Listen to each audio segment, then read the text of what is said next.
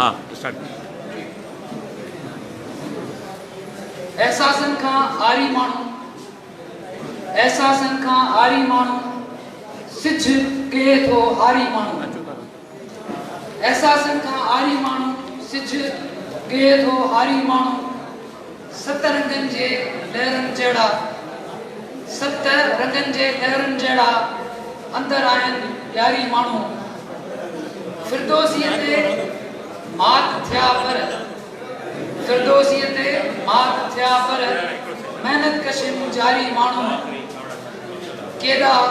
सोला सोला आहिनि, केॾा सोला सोला आहिनि, केॾा आहिनि ज़ारी माण्हू। ज़िया जा आहिनि रूप कई, ज़िया जा आहिनि रूप कई, समूरा आहिनि कारी माण्हू। सोई मिसले नूर थिए थो, सोई मिसले नूर थिए थो अंदर जेके कारी माण्हू। एहसासन खां आरी माण्हू, सिझ कहे थो हारी माण्हू।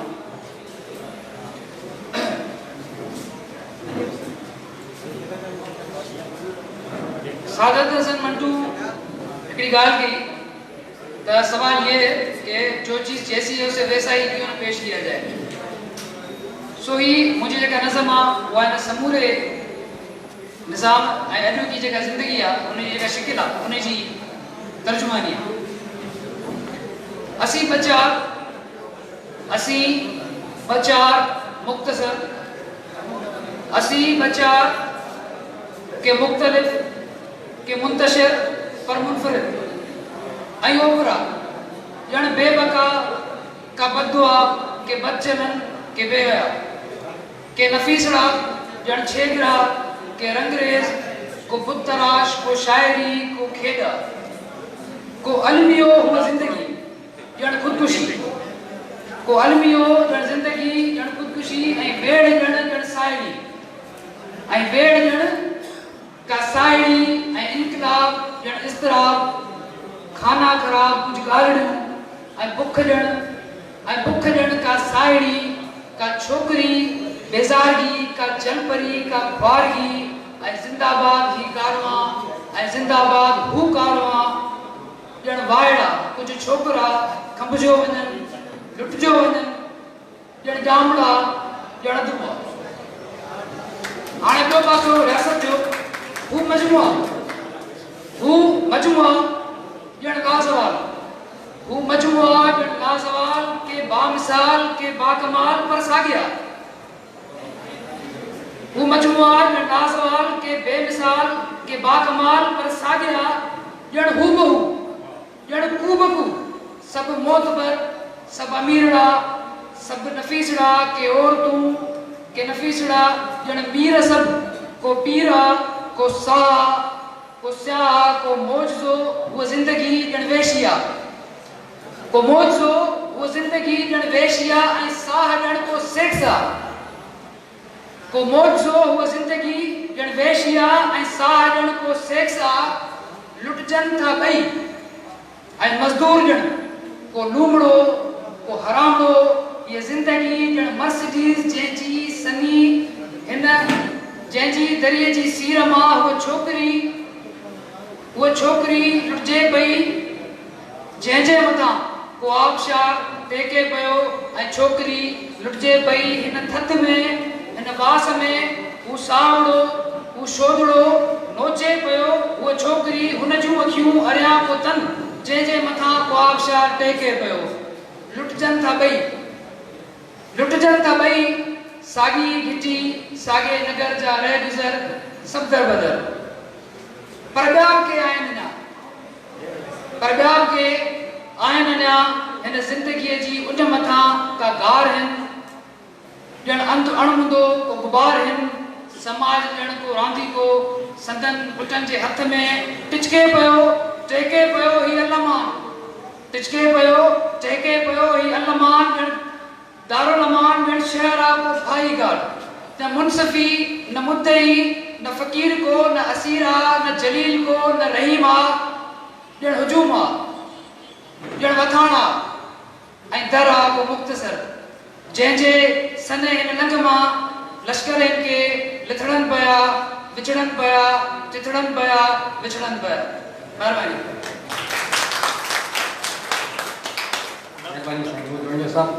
असां हाणे अॻिते वधूं था पंहिंजे हिन सॼे सेशन जे आख़िरी नशिस्त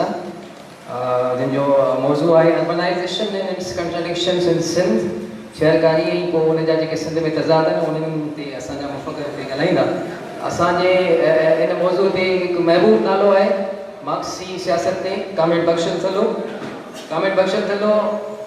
नामूर मार्क्सी दानिशन आहिनि ऐं अवामी वर्कर्स पार्टी सिंध जा सदर बि आहिनि, लेखक ख़ासि तौर ते समाजवाद ऐं सिंध एक्सप्रेस में लिखंदा बि आहिनि। साईं जिन खे गुज़ारिश आहे त मथे स्टेज ते अचनि ऐं पंहिंजी नशिस्त संभालनि। हिन मौज़ू ते असां वटि ॿियो हिकिड़ो बहितरीन स्पीकर आहे साईं विशाल तबासी। साईं MS मार्क्सिस्ट फिलासफ़ी आहिनि, फिलासफ़ी डिपार्टमेंट में पढ़ाईंदा बि आहिनि ऐं हमअसर दौर जे पेचीदगियुनि ते मार्क्सिस्ट पर्सपेक्टिव में लिखंदा बि आहिनि, पोइ फेसबुक हुजे या ॿियो को स्पेस हुजे। साईं विशाल तबासी खे गुज़ारिश आहे त स्टेज ते अचे। साईं विशाल तबासी प्लीज़।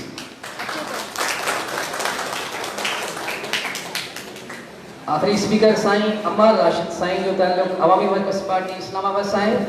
साईं MS in development studies from Sussex university. साईं जनरल स्टडीज़ डिपार्टमेंट कायरल यूनिवर्सिटी में उस्ताद बि आहिनि साबिक़ा ऐं साईं हिन सां गॾोगॾु सुठो मौसीक़ार बि आहे ऐं इनकलाबी गीतनि खे तरतीब ॾींदो आहे। साईं अमर राशिद खे गुज़ारिश आहे त पंहिंजी नशिस्त संभालनि। अर्बनाइज़ेशन कॉन्टेक्स्ट ते जेका मॉडरेशन आहे उनजो कमु साईं मसरूर शाह खे ॾिनल आहे। साईं मसरूर शाह खे गुज़ारिश आहे त मॉडरेशन जो कमु संभालनि ऐं नशिस्त खे शुरू कनि। लती वजन सिचनि सां कुलो कुले फाटो कंदरो मथो उगारो मुंहिंजो गुजारो भेनरनि बंगोड़ो।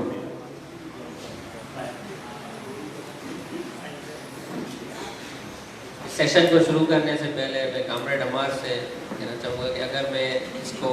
दूसरे स्पीकर्स को सिंधी में बात करूँ आपसे तो कोई मसला। ये जो टॉपिक है अर्बनाइजेशन एंड इट्स कंट्राडिक्शंस इन सिंध। हिकिड़ो दौर हुयो जॾहिं टी दुनिया में असांजी जेका पोस्ट कॉलोनियल सोसाइटी आहे उन में शहरनि खे रद्द इनक़िलाबी सम्झो वेंदो ऐं ॻोठनि खे इनक़िलाबी सम्झो वेंदो ऐं चयो वेंदो त इनक़िलाब जेको आहे उहो ॻोठनि खां ईंदो। पोइ या असां वटि सिंध में अवामी तहरीक जी बि अंडरस्टैंडिंग हूंदी हुई या सिंध हाई कमेटी जी अंडरस्टैंडिंग हूंदी हुई ऐं ईअं बि हूंदो हो त कास्त्रो चयो त cities are the cemetery of revolutionaries and its resources. इहा ई ॻाल्हि असां चाइनीज़ रिवोल्यूशन में ॾिसूं था त उहा हिकिड़ो क़ब्रिस्तान साबित थिए थी। शहर जेको आहे उहो इनक़िलाबनि लाइ हिकिड़ो क़ब्रिस्तान साबित थिए थो ऐं पोइ इहो मामिलो थिए थो। उनजो हिकिड़ो सबबु इहो हो त उन दौर जो जेको कॉलोनियलिज़म या न्यू कॉलोनियलिज़म हो उहो हिकिड़ी ख़ासि डिवीजन ते बीठल हो जंहिंमें असां जहिड़ा जेके मुल्क हुआ उहे ज़रई समाज आहे जंहिंमां उहे रॉ मटीरियल खणी वेंदा उन्हनि जा जेके असांजे शहर मुल्कनि जा जेके शहर हूंदा हुआ उते या त सेटलर कॉलोनियलिज़म हूंदो हो, ॿाहिरियां माण्हू आबाद हूंदा या कॉलोनियल एडमिनिस्ट्रेटर्स हूंदा हुआ जीअं असां वटि पार्टीशन खां पोइ हिते थियो ऐं हिकिड़ी ख़ासि ब्यास हूंदी हुई शहरनि में। इहो पूरो फिनामिनन इन जो कॉन्टेक्स्ट रखणु अहम आहे त 80s खां पोइ ऐं ख़ासि तौर ते 90s खां पोइ जेको इंपीरियलिज़म आहे जेका अनइवन डेवलपमेंट आहे सरमायादारी जी उन शहरी शकिल वरिती आहे ऐं वॾे पैमाने ते शहरनि जा शहरकारी अर्बनाइज़ेशन थी आहे असां जहिड़नि समाजनि में। हिकिड़े पासे असांखे मेगा प्रोजेक्ट्स नज़र था अचनि, नवां शहर असां डेवलप थींदे ॾिसूं था, स्पेशल इकोनॉमिक ज़ोन्स असांखे नज़र पिया था अचनि जेके असांखे ज़ुल्फ़िकाराबाद खां वेंदे थरपारकर ताईं नज़र पिया अचनि। ईअं ई असांखे वरी हिकिड़ी अर्बनाइज़ेशन जी मुख़्तलिफ़ न्यूलिबरल सूरतूं अचनि साम्हूं अचनि थियूं ऐं जेका हिकिड़ी ट्रेडिशनल डिवाइड हुई रूरल एंड अर्बन वारी उहा ख़तमु थींदे नज़र अचे पई ऐं शहर ॾाढा इम्पोर्टेंट थी विया आहिनि। मिसाल पीज़न जेको बि असांजो हारी हो उहो ज़राअत मां निकिरी अचे शहरनि तां थिए थो ऐं हींअर माइक डेविस जी हिकिड़ी रिपोर्ट हुई त 30 जेको आहे सो पंहिंजो 3 बिलियन 2030 ताईं 3 बिलियन जेका आबादी आहे उहा स्लम्स एंड सेंटी टाउन्स में रहनि इहा हिकिड़ी सूरत हाल आहे त इंपीरियल फॉर्म कीअं अर्बन सूरत वरितो आहे इन ई कॉन्टेक्स्ट में ॾाढो अहम थी वियो आहे त असां अर्बनाइज़ेशन ऐं उनजे कंट्राडिक्शंस खे इन सॼी सूरत हाल में पंहिंजी पॉलिटिक्स खे सम्झण लाइ सिंध जे कॉन्टेक्स्ट खे सम्झण लाइ ॾिसूं मुंहिंजो पहिरियों सुवाल बिशारत खां हूंदो त बिशारत इन सॼे फिनोमिनन खे तव्हां कीअं था ॾिसो हिकिड़ो त इहो हिकिड़ो पासो आहे त कैपिटल जो ऐं स्पेस जो हिकिड़ो ख़ासि संगम आहे त जीअं जीअं कैपिटल पंहिंजूं सूरतूं तब्दील कंदो आहे त उनजी स्पेस प्रोडक्शन जूं सूरतूं तब्दील थींदियूं आहिनि मिसाल जंहिं दौर में थर्ड वर्ल्ड या पंहिंजो मॉडर्निस्ट दौर हो उन मॉडर्निस्ट दौर में स्पेस जी पंहिंजी हिकिड़ी सिटीज़ जी हिकिड़ी पंहिंजी डेवलपमेंट जी मां मिसाल वठो त न्यू लिबरलिज्म खां पोइ ख़ासि तौर पर वेस्टर्न कॉन्टेक्स्ट में सिटी जी पूरी जेका स्ट्रक्चर आहे ऐं अर्बनाइज़ेशन जो जेको मामलो आहे उते डीइंडस्ट्रियलाइज़ेशन जा मामला थियनि था इन सॼे मामले खे तव्हां कीअं था ॾिसो पिया अच्छा तव्हांजे सवाल खे टैकल करण वक़्त में कुझु थोरो जेकॾहिं मां 2 मिंट 3 मिंट वठां कुझु ॻाल्हियुनि खे रिस्पॉन्ड बि करिणो हुओ साईं बि हिकिड़ी ॻाल्हि कई त पोइ सेशन में हिकिड़ी स्वीपिंग स्टेटमेंट ॾिनी वञी असांजे सरकारी इदारनि लाइ त उते जेके बि टीचर्स वेठा आहिनि शायदि उहो किथे बि ॿिए हंधि उनखे रोज़गार कोन थो मिले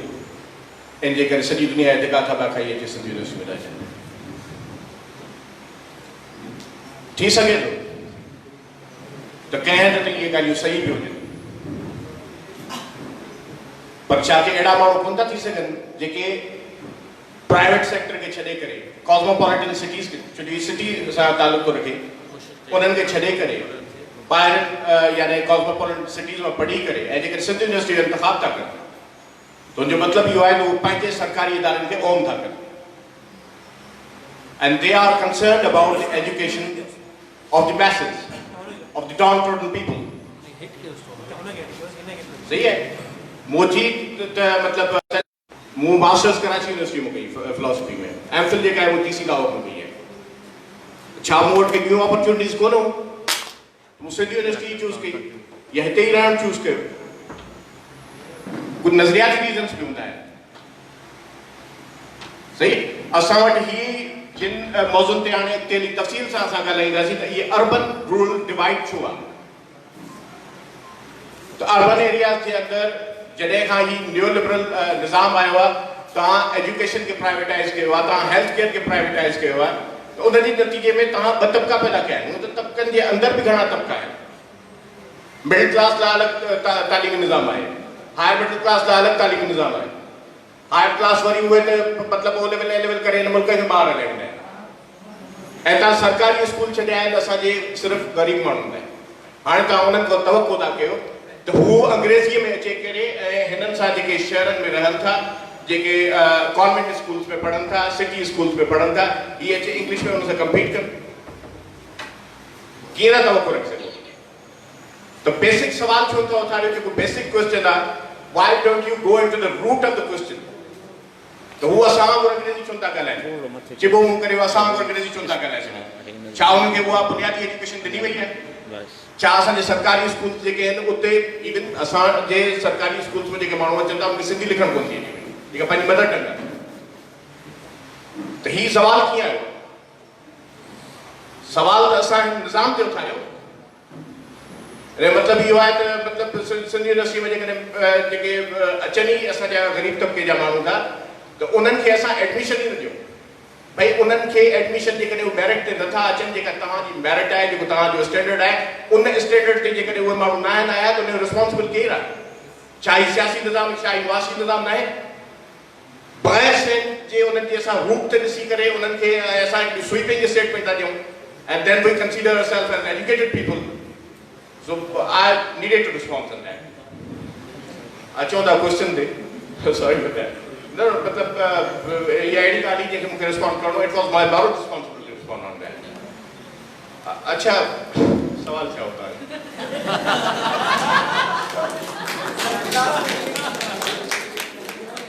I'm sorry I got a bit emotional. So सवाल ये होता मतलब आने अच्छा ॾिसो इन में असांखे इहो ॾिसणु घुरिजे त असां हिन जेको कंटेम्पररी वर्ल्ड आहे इसताईं पहुता कीअं आहियूं सिटी जो जेको क्लासिकल कॉन्सेप्ट हुयो असां जेकॾहिं वर्क्स आहे ख़ासि करे हेनरी लेफेबर वग़ैरह इन्हनि खे पढ़ूं डेविड हार्वी खे पढ़ूं या ॿियनि जिन सिविलाइज़ेशन ते घणो कुझु लिखियो आहे हिस्टोरियंस आहिनि आई थिंक हर्नांडो डे सेटो जो किताबु आहे उहो को मार्क्सिस्ट हिस्टोरियन न आहे पर उन यानी एनवायरमेंटल पॉइंट ऑफ व्यू सां तमामु सुठो लिखियो आहे त जेका अर्बनाइज़ेशन जो जेको कॉन्सेप्ट हुयो तव्हां मतिलबु इन हंटिंग गैदरिंग सोसाइटीज़ मां जीअं ॿाहिरि निकिता ऐं एग्रीकल्चर डेवलप थियो उनखां पोइ सिटीज़ या सिविलाइज़ेशन डेवलप थी थियनि पियूं त बेसिकली क्लासिकल जेको कॉन्सेप्ट आहे असां ग्रीको रोमन कॉन्सेप्ट वठंदासीं ऑफ सिटी त उहो आहे अर्बन सेंटर्स जेके आहिनि they are the centre of commerce and culture higher learning सी त उते जेको ग्रीस कॉस्मोपोलिस जो कॉन्सेप्ट जेको पए थो what is the concept of cosmopolis? That means it is the center not only of commerce but of culture and higher learning. अच्छा कंहिं बि शहर खे असां जेकॾहिं उनखे सम्झूं साइंसी बुनियादनि ते सम्झूं त असां उनखे क्लास खां आउट नथा करे सघूं त क्लास स्ट्रक्चर छा हुयो ख़ासि करे ग्रीको रोमन जेके सिटीज़ हुयूं एशियाटिक सिटीज़ हुयूं पर Greco Roman civilisation was a slaves civilization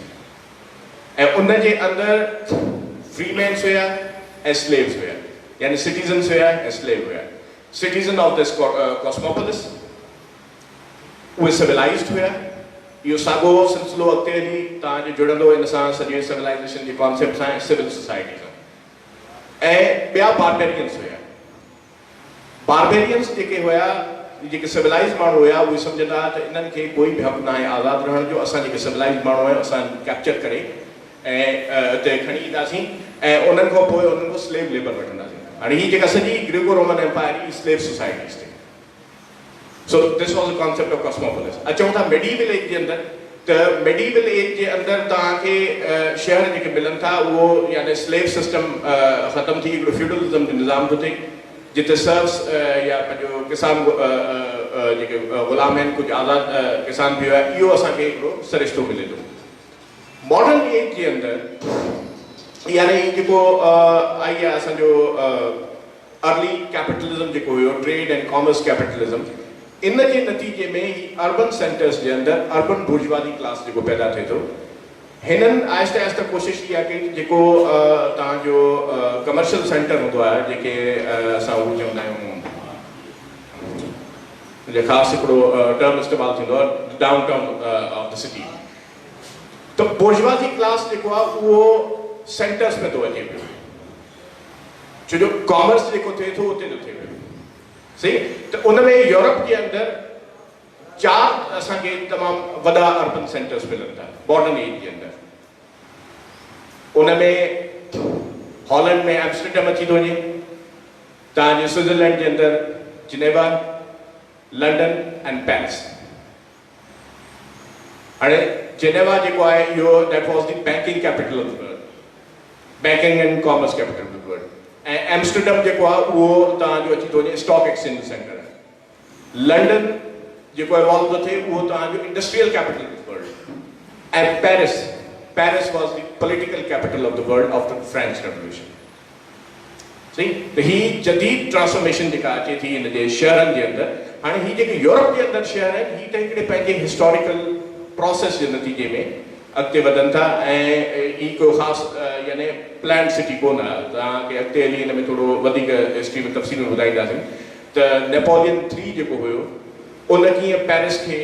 यानी पंहिंजो हिकिड़े नए तरीक़े सां ठाहिण जी कोशिशि कई डेविड हार्वी हुन में ॿुधाए थो त वॾा वॾा बॉलीवुड ठाराइण त उन जा बि हिकिड़ा पॉलिटिकल रीज़न्स हुया अमेरिका जे अंदरि जेके शहर तव्हांखे मिलनि था उन में जेको उतां जो बुर्जुआजी क्लास आहे उहो तव्हांखे यानी डाउन टाउन में रहंदे नज़र कोन ईंदो उहो सबर्ब्स में तव्हांखे नज़र ईंदो सही आहे त ही हुयो हिकिड़ो जो मॉडर्न असांजो सिटीज़ जी जेका एवोल्यूशन थी आहे हाणे इन्हनि सां गॾु पूरी हिकिड़ी तारीख़ जुड़ियल आहे ही शहर जंहिंमहिल जदीद शहर जेके इन में मॉडर्न एज में ही जंहिंमहिल अचनि था वजूद में त हिननि जो तालुक़ु ज़ाहिर आहे हिकिड़े इन जो क्लास स्ट्रक्चर सां बि आहे हिकिड़ो नओं कारोबारी तबको उहो बि शहर में अचे थो ऐं ॿियो जेको इन सॼे हिस्टोरिकल प्रोसेस जे नतीजे में डिस्प्लेस थी तव्हांजो जेको रूरल जेको सर्व्स हुया उहे जेके अचनि था उहे प्रोलेटेरिएट तबको बि अचे थो हुन में ऐं उन खां अलावा तव्हांजो लंपिन प्रोलेटेरिएट तबको बि अचे थो। हाणे हीअ जेका शहरनि जी पॉलिटिक्स पोइ शुरू थी थिए त हिकिड़े तरफ़ जेको हिकिड़ो नओं बुर्जुआज़ी क्लास आहे ऐं ॿिए तरफ़ स्किल्ड यानी तव्हांजो प्रोलेटेरिएट तबको आहे ऐं लंपिन प्रोलेटेरिएट तबको आहे। हीअ जेका बि पॉलिटिक्स उन खां पोइ इवॉल्व थी आहे हीअ सॼी इन तबकाती स्ट्रगल जे नतीजे में इवॉल्व थी आहे। ऐं शहर जीअं तव्हां ॿुधायो त उते पंहिंजो वेस्ट जे अंदरि हिते त असां वटि समाज अहिड़ा हुया असांजे ईस्टर्न सोसाइटीज़ जे अंदरि जीअं माओ जो एग्ज़ाम्पल तव्हां ॾिनो त माओ त इहा बि ॻाल्हि कई त मूं हिननि खे लंपिन प्रोलेटेरिएट खे बि इस्तेमालु करे सघिजे थो हुन में पर हू जेके सिटीज़ हुया after the French revolution they became the political centres ऐं जेका बि नई क़िस्म जी पॉलिटिक्स या हिकिड़ी जेका ट्रांसफॉर्मेटिव पॉलिटिक्स जंहिं ते असां अॻ में तव्हां ॻाल्हायो हुनजे सिविल सोसाइटी वारे सेशन में त जेका ट्रांसफॉर्मेटिव पॉलिटिक्स अचे थी उन्हनि जी बुनियादु शहर में पइजे छो जो क्लास स्ट्रगल जेको आहे या तज़ाद जेको आहे उहो उन्हनि शहरनि में जनम वठे थो। हिकिड़ो नओं बुर्जुआज़ी क्लास उते पैदा थिए थो उहो नओं बुर्जुआज़ी क्लास जेको आहे जीअं फ्रांस में हुन थर्ड स्टेट खे उहो अॻिते हली इस्तेमालु करे थो थर्ड स्टेट ॿाहिरि थी अचे उन खां पोइ ओल्ड एरिस्टोक्रेटिक क्लास खे जेको ॿाहिरि थो कढे त हिकिड़ी नई कैटेगरी ऑफ पॉलिटिक्स वजूद में थी अचे। उहा नई कैटेगरी ऑफ पॉलिटिक्स छा आहे उहा नई कैटेगरी ऑफ पॉलिटिक्स इहा आहे त असां पॉलिटिक्स खे यूज़ करे पुराणे निज़ाम खे ड्राहे हिकिड़ो नओं निज़ाम तश्कील ॾेई सघूं था a new kind of Republican politics ऐं उन पॉलिटिक्स जो शहर सां हिकिड़ो ऑर्गेनिक रिलेशनशिप हो छो कि उहा क्लास स्ट्रगल जेका आहे उहा शहरनि में ई थी त हीउ जेको पॉलिटिक्स जो नओं कॉन्सेप्ट आहे त we can use politics in order to transform the old order and create a new order इन जो शहर जे यानी वजूद सां हिकिड़ो गहरो तालुक हुयो छो जो उहा क्लास स्ट्रगल जेका हुई उहा उन्हनि शहरनि में ई वजूद पई रखे। अच्छा उन खां पोइ हिकिड़ी डिगी हिस्ट्री आहे यूरोप जे अंदरि रेवोल्यूशन्स एंड काउंटर रेवोल्यूशन्स जी त हाणे इहो जेको असांजो 1848 या रेवोल्यूशन्स जिन पे हिस्ट्री पढ़ी हूंदी त उन खां पोइ यूरोपियन जेको क्लास हुयो असांजो बुर्जुआज़ी क्लास हो इहो रिएक्शनरी थी थो वञे इन ते मार्क्स बि तमामु सुठो लिखियो आहे 18 पर मार्च जे अंदरि त ही नेपोलियन 3 खे बेसिकली हुन चयो आहे त ही लंपिन बुर्जुआज़ी क्लास आहे जेको लंपिन प्रोलेटेरिएट खे यूज़ थो करे in order to destroy you see the organized working class revolution उहा फेल्ड रेवोल्यूशन्स हुयूं इतां ई शहरी सियासत जेका आहे उन जो यूरोप में उन जो आगाज़ थो थिए ऐं 20th सेंचुरी जे अंदरि इहे ई इन्हनि ई वॾनि वॾनि शहरनि में इन्हनि जंगनि जे नतीजे जेके जंगियूं थियूं फर्स्ट वर्ल्ड वॉर थी सेकेंड वर्ल्ड वॉर थी यूरोप जे अंदरि कोई रेवोल्यूशन त कोन आयो पर उन जे अंदरि इहे grass roots working class resistance जेका आहे उहा मौजूदु हुई उन ई रेजिस्टेंस जे नतीजे में हिकिड़ो नओं समाज यानी पंहिंजो हिकिड़ो जेके असां चऊं त वेलफेयर कैपिटलिज्म या एम्बेडेड लिबरलिज्म असां हुन ते घणो पंहिंजे इन्हनि पे असांजे स्टडी सर्कल्स में बि ॻाल्हायो आहे उहो वजूद में आयो। इहो छो वजूद में आयो इहो हुननि खे कंसेशन छाजे लाइ ॾियणी पई त उहे स्ट्रगल्स हेठि मौजूदु ग्रास रूट्स में उहे स्ट्रगल्स मौजूदु हुयूं ऐं उन्हनि जूं उहे ई डिमांड्स हुयूं जेके मूं तव्हांखे पहिरियों बि क्वेश्चन कयो हुन में the concept of positive rights हिकिड़ो त सिविल सोसाइटी ते असां तमामु यानी पंहिंजो तफ़सील सां शुरू में बि ॻाल्हायोसीं त सिविल पैराडाइम जे अंदरि राइट्स जेको कॉन्सेप्ट हुयो उहो सिर्फ़ु नेगेटिव राइट्स जो कॉन्सेप्ट हुयो यानी जेके हैव्स आहिनि उन्हनि जो नेगेटिव राइट पॉजिटिव राइट जो मतिलबु इहो आहे त जेके माण्हू हैव नॉट्स आहिनि उन्हनि खे बि हिन जदीद माना में इंसान थियण जो मौक़ो ॾिनो वञे ऐं उहो जदीद माना में इंसान कीअं न थी सघनि उहो हिकिड़ो नए इंसान जेको हुनजो कॉन्सेप्ट हुयो इवन जेको बुर्जुआज़ी इंसान जो कॉन्सेप्ट हुयो हेठियनि माण्हुनि चयो त बाबा अहिड़े इंसान थियण जो असांखे मौक़ो ॾिनो वञे। एजुकेशन जो जेको कॉन्सेप्ट हुयो ख़ासि करे जर्मन आइडियलिस्ट ट्रेडिशन में असां ॾिसंदा आहियूं उहो कॉन्सेप्ट हुयो building that means German word आहे सेल्फ फॉर्मेशन। हाणे उन सेल्फ फॉर्मेशन जो मौक़ो जेको आहे उहो सिर्फ़ु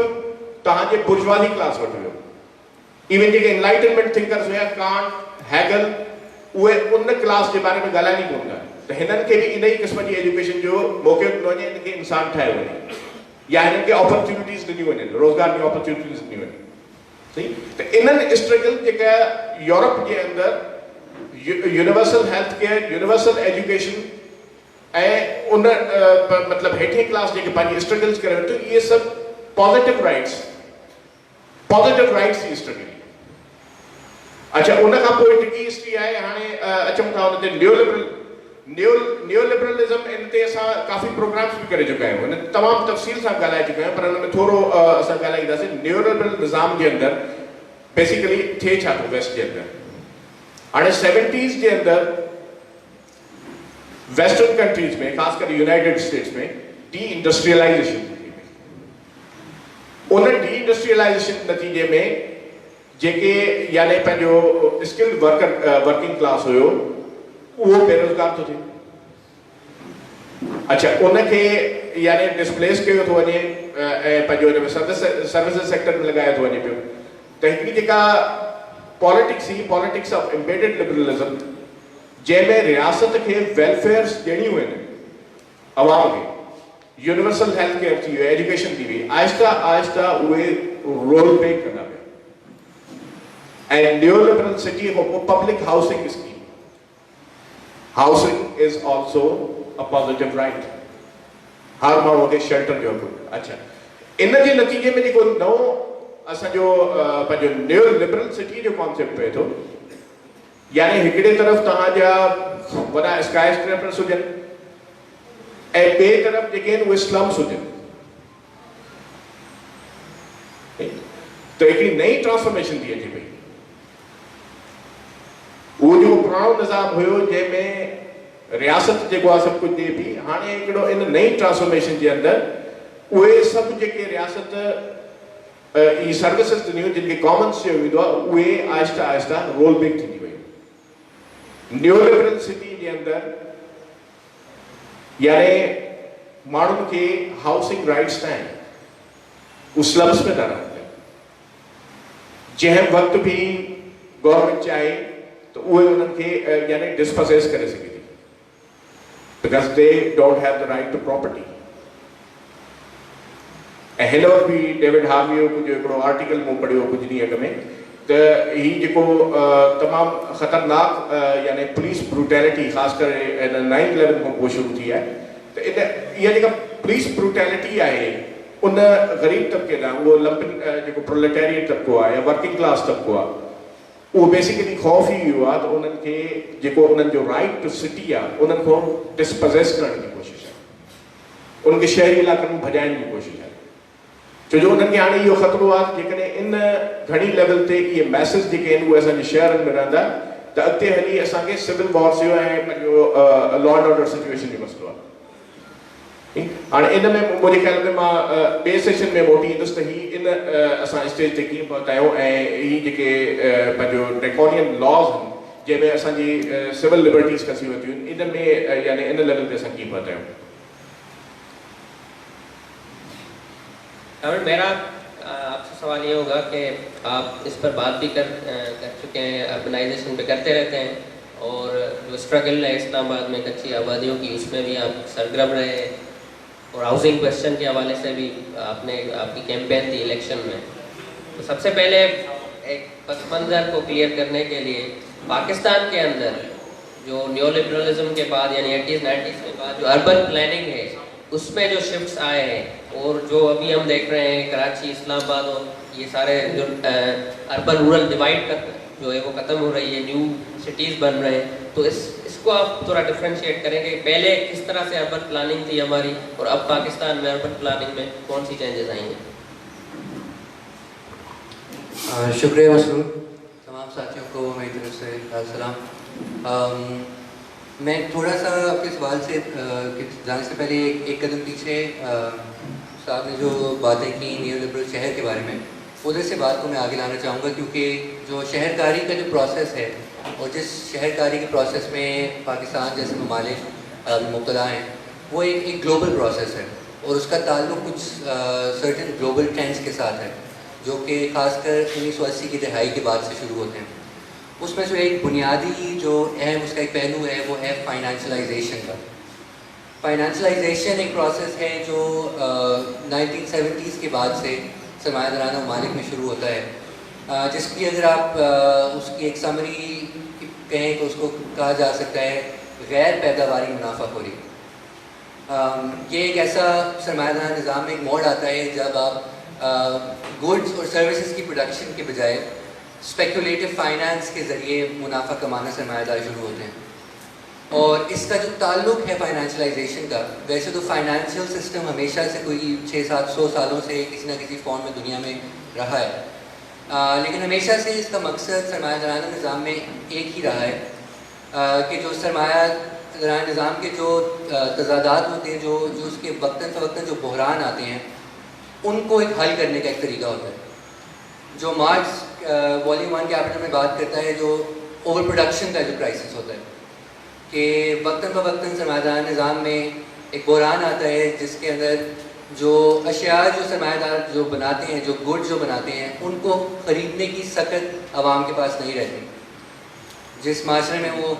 پیداوار کر رہے ہوتے ہیں اس کی سخت اس معاشرے میں اس کے لیے اس خرید و فروخت کی سخت نہیں رہتی, کیونکہ ویجز اتنی ڈپریس ہو چکی ہوتی ہیں, ریئل ویجز. تو فائنینشیل سسٹم اور فائنینشلائزیشن اس چیز کو حل کرنے کا ایک طریقہ ہوتا ہے کہ آپ لوگوں کو کریڈٹ کے ذریعے, قرضے کے ذریعے سرمایہ دارانہ نظام کو آپ چالو رکھیں, لوگوں سے وہ چیزیں خریدوائیں جو وہ اپنی انکم سے نہیں خرید سکتے, وہ قرضے سے خریدوائیں. تو یہ 80 کی دہائی میں جب نیو لبرلزم کا دور ایک طرح سے شروع ہوتا ہے, 70 کی دہائی میں گولڈ اسٹینڈرڈ ختم ہوتا ہے, 80 کی دہائی میں رونلڈ ریگن, مارگریٹ تھیچر جیسے لوگ آتے ہیں, تو وہ ڈی ریگولیشن ہوتی ہے پورے معاشرے کی اور منی سپلائی کے اوپر لمٹس ختم ہو جاتے ہیں. اور اس دوران ایک پروسیس شروع ہوتا ہے لارج اسکیل فائنینشیل ایسٹس کی گروتھ کا, اور اس کا بہت گہرا تعلق شروع سے ہی رہا ہے ریئل اسٹیٹ اور ہاؤسنگ کے ساتھ. کہ 80s کے اندر امریکہ میں اور یورپ میں اور مختلف ممالک میں ہم دیکھتے ہیں کہ بڑے پیمانے کے اوپر لوگوں کو گھر کے لیے, رہائش کے لیے قرضے دیے جاتے ہیں, مورٹگیج کا سسٹم جس کو کہا جاتا ہے, اور وہ ان قرضوں کو آگے پھر مورٹگیج بیک سیکیورٹیز کے ذریعے اور لوگوں کو بیچا جاتا ہے. یعنی آپ لوگوں کو گھر خریدنے کے لیے قرضہ دیتے ہیں اور اس قرضے کو, اس لون کو آپ آگے کسی اور انویسٹر کو بیچ سکتے ہیں, اور وہ انویسٹر اس کو کسی اور قرضوں کے ساتھ جوڑ کے کسی اور کو بیچ سکتا ہے, اور اس سے ایک فکٹیشس ایسٹس کی ایک بڑی سی چین بنتی جاتی ہے. ایسٹ اصل میں تو صرف ایک وہ زمین, ایک وہ گھر ہے, لیکن فائنینشلائزیشن سیکورٹائزیشن میں یہ ہوتا ہے کہ اس ایک ایسٹ, ایک اصل ایسٹ کی بنیاد پہ آپ ہزاروں نئے ایسٹ بنا دیتے ہیں جن کا اصل میں کوئی وجود ہوتا نہیں ہے, وہ صرف قرضے ہوتے ہیں, ان قرضوں کے اوپر اسپیکولیشن ہوتی ہے. تو یہ ایک پروسیس ہے جس کے تحت پورے دنیا میں اربنائزیشن کا جو پروسیس ہے وہ پچھلے 30-40 سالوں میں بہت تیزی سے ایکسیلریٹ ہوا ہے, اور بر صغیر جو خطہ ہے وہ دنیا کا آج کل فاسٹسٹ اربنائزنگ ریجن قرار دیا جاتا ہے. اور یہ جو فائنینشلائزیشن ہے, اس کا جس طرح کی اربنائزیشن یہ پروڈیوس کرتی ہے وہ ایک بڑی خطرناک قسم کی ہے, اور اس کا ایک پہلو ہے سب اربنائزیشن. یعنی شہروں کے آبائی علاقوں میں, جس طرح ہم نے پہلے ذکر کیا کہ ڈاؤن ٹاؤن کا پہلے ایک تصور ہوتا تھا کہ کمرشل ایکٹیویٹی ساری وہاں کانسنٹریٹ ہوتی تھی, ورکنگ کلاس بھی اسی ڈاؤن ٹاؤن کے ارد گرد سرکلس کے اندر رہا کرتی تھی شہروں میں. تو 70-80 کی دہائی کے بعد سے ایک سب اربنائزیشن کا پروسیس شروع ہوتا ہے, یعنی کہ شہروں کے آبائی علاقوں میں شہرکاری مزید بڑھتی ہے, اور بجائے یہ کہ لوگ سینٹر کے ارد گرد ہی شہری آبادی بڑھاتے رہیں, نئی کمیونٹیز, گیٹڈ کمیونٹیز, زرعی زمینوں کے اوپر ان کو لے کر ان کے اوپر شہرکاری کا پروسیس شروع کیا جاتا ہے. اور اس کے ساتھ ایک بہت جڑا ہوا کانسیپٹ ہے جس کی بات ڈیوڈ ہاروی بھی کرتا ہے, اور بھی لوگ کہتے ہیں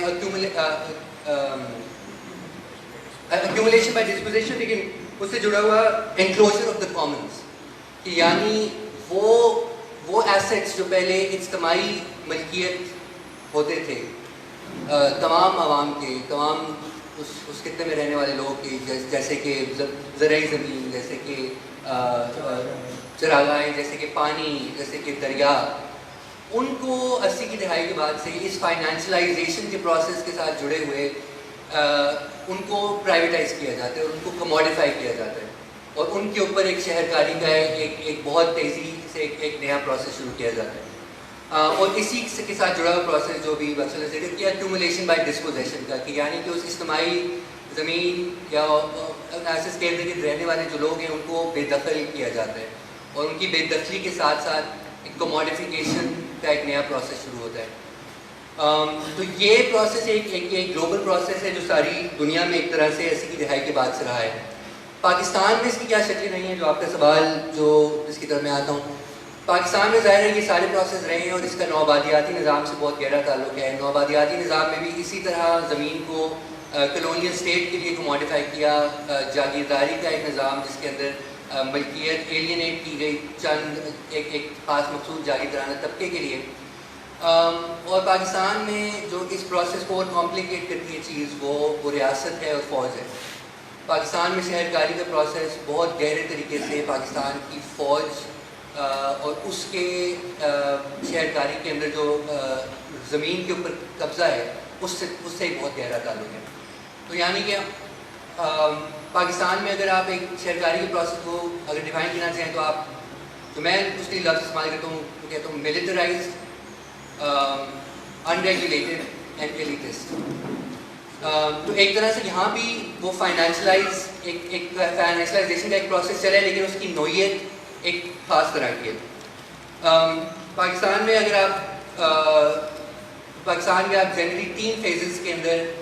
دیکھ سکتے ہیں پاکستان کی شہر کاری کا پروسیس تیزی سے کب بڑھتا ہے. ایک 19 اور ان کا عموماً تعلق گلوبل فائنینشیل فلوز اور پاکستان کے اندر بیرونی کیپٹل کی آمد سے بہت گہرا تعلق ہے. ایک ہم پہلی بوم دیکھتے ہیں 1960s میں جب پاکستان سیٹو سینٹو کا ممبر تھا. ایوب کے دور میں بہت سارا فورن کیپٹل پاکستان میں آیا اور بڑے شہروں کے اندر ہاؤسنگ اسکیموں کا پہلی دفعہ انعقاد شروع ہوتا ہے. اور سب سے پہلی ہاؤسنگ اسکیمیں جو بڑے پیمانے بنتی ہیں وہ ڈیفینس ہاؤسنگ سوسائٹیز پاک فوج کی کراچی جیسے شہروں میں, لاہور جیسے شہروں میں. اس کے بعد جو ایک بڑا فیز آتا ہے ایک نئی اربنائزیشن کا وہ 80 کے دور میں جو افغان وار کے دوران جبکہ امریکہ کے ساتھ ایک پھر گلف کی طرف جو ہماری مائیگریشن ہوتی ہے ادھر سے جو ریمیٹنسز آتی ہیں ادھر سے ایک شہر کاری کا ایک نیا پروسیس شروع ہوتا ہے. اور اس کے اندر جو بحریہ ٹاؤن جیسے جو پرائیویٹ اسکیمیں ہیں جس کو لائف سٹائل ہاؤسنگ کا ایک پورا رواج جو آج کل بڑا عام ہو گیا ہے, گیٹڈ کمیونٹیز کا,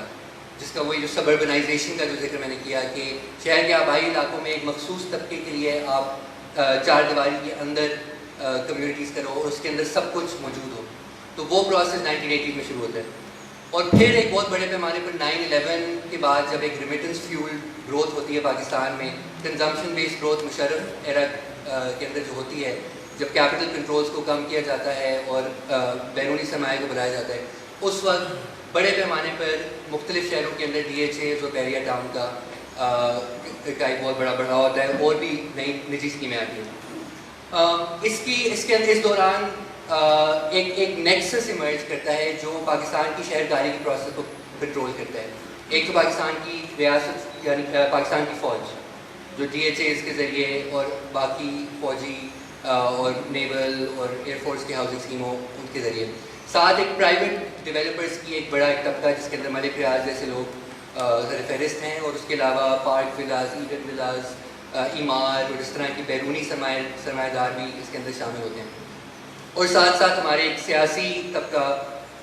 جو کہ قانون سازی کے ذریعے سارے پروسیس کو فیسیلیٹیٹ کرتا ہے, اور جس کے اندر ظاہر ہے اور ساتھ ساتھ شامل اس کے اندر جو ڈیولپمنٹ اتھارٹیز جن کو 80s کی دہائی کے بعد بڑے پیمانے پر پاورز دیے جاتے ہیں,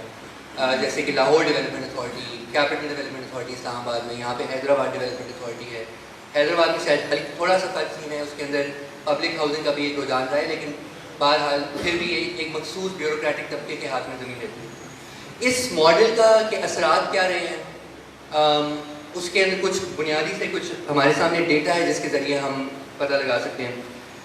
پاکستان میں پچھلے 5 سالوں میں اگر آپ گھروں کی قیمتیں دیکھیں تو 134% اضافہ ہوا ہے پاکستان میں اکراس دا بورڈ تمام شہروں کا ایوریج رہائش کی قیمتوں میں.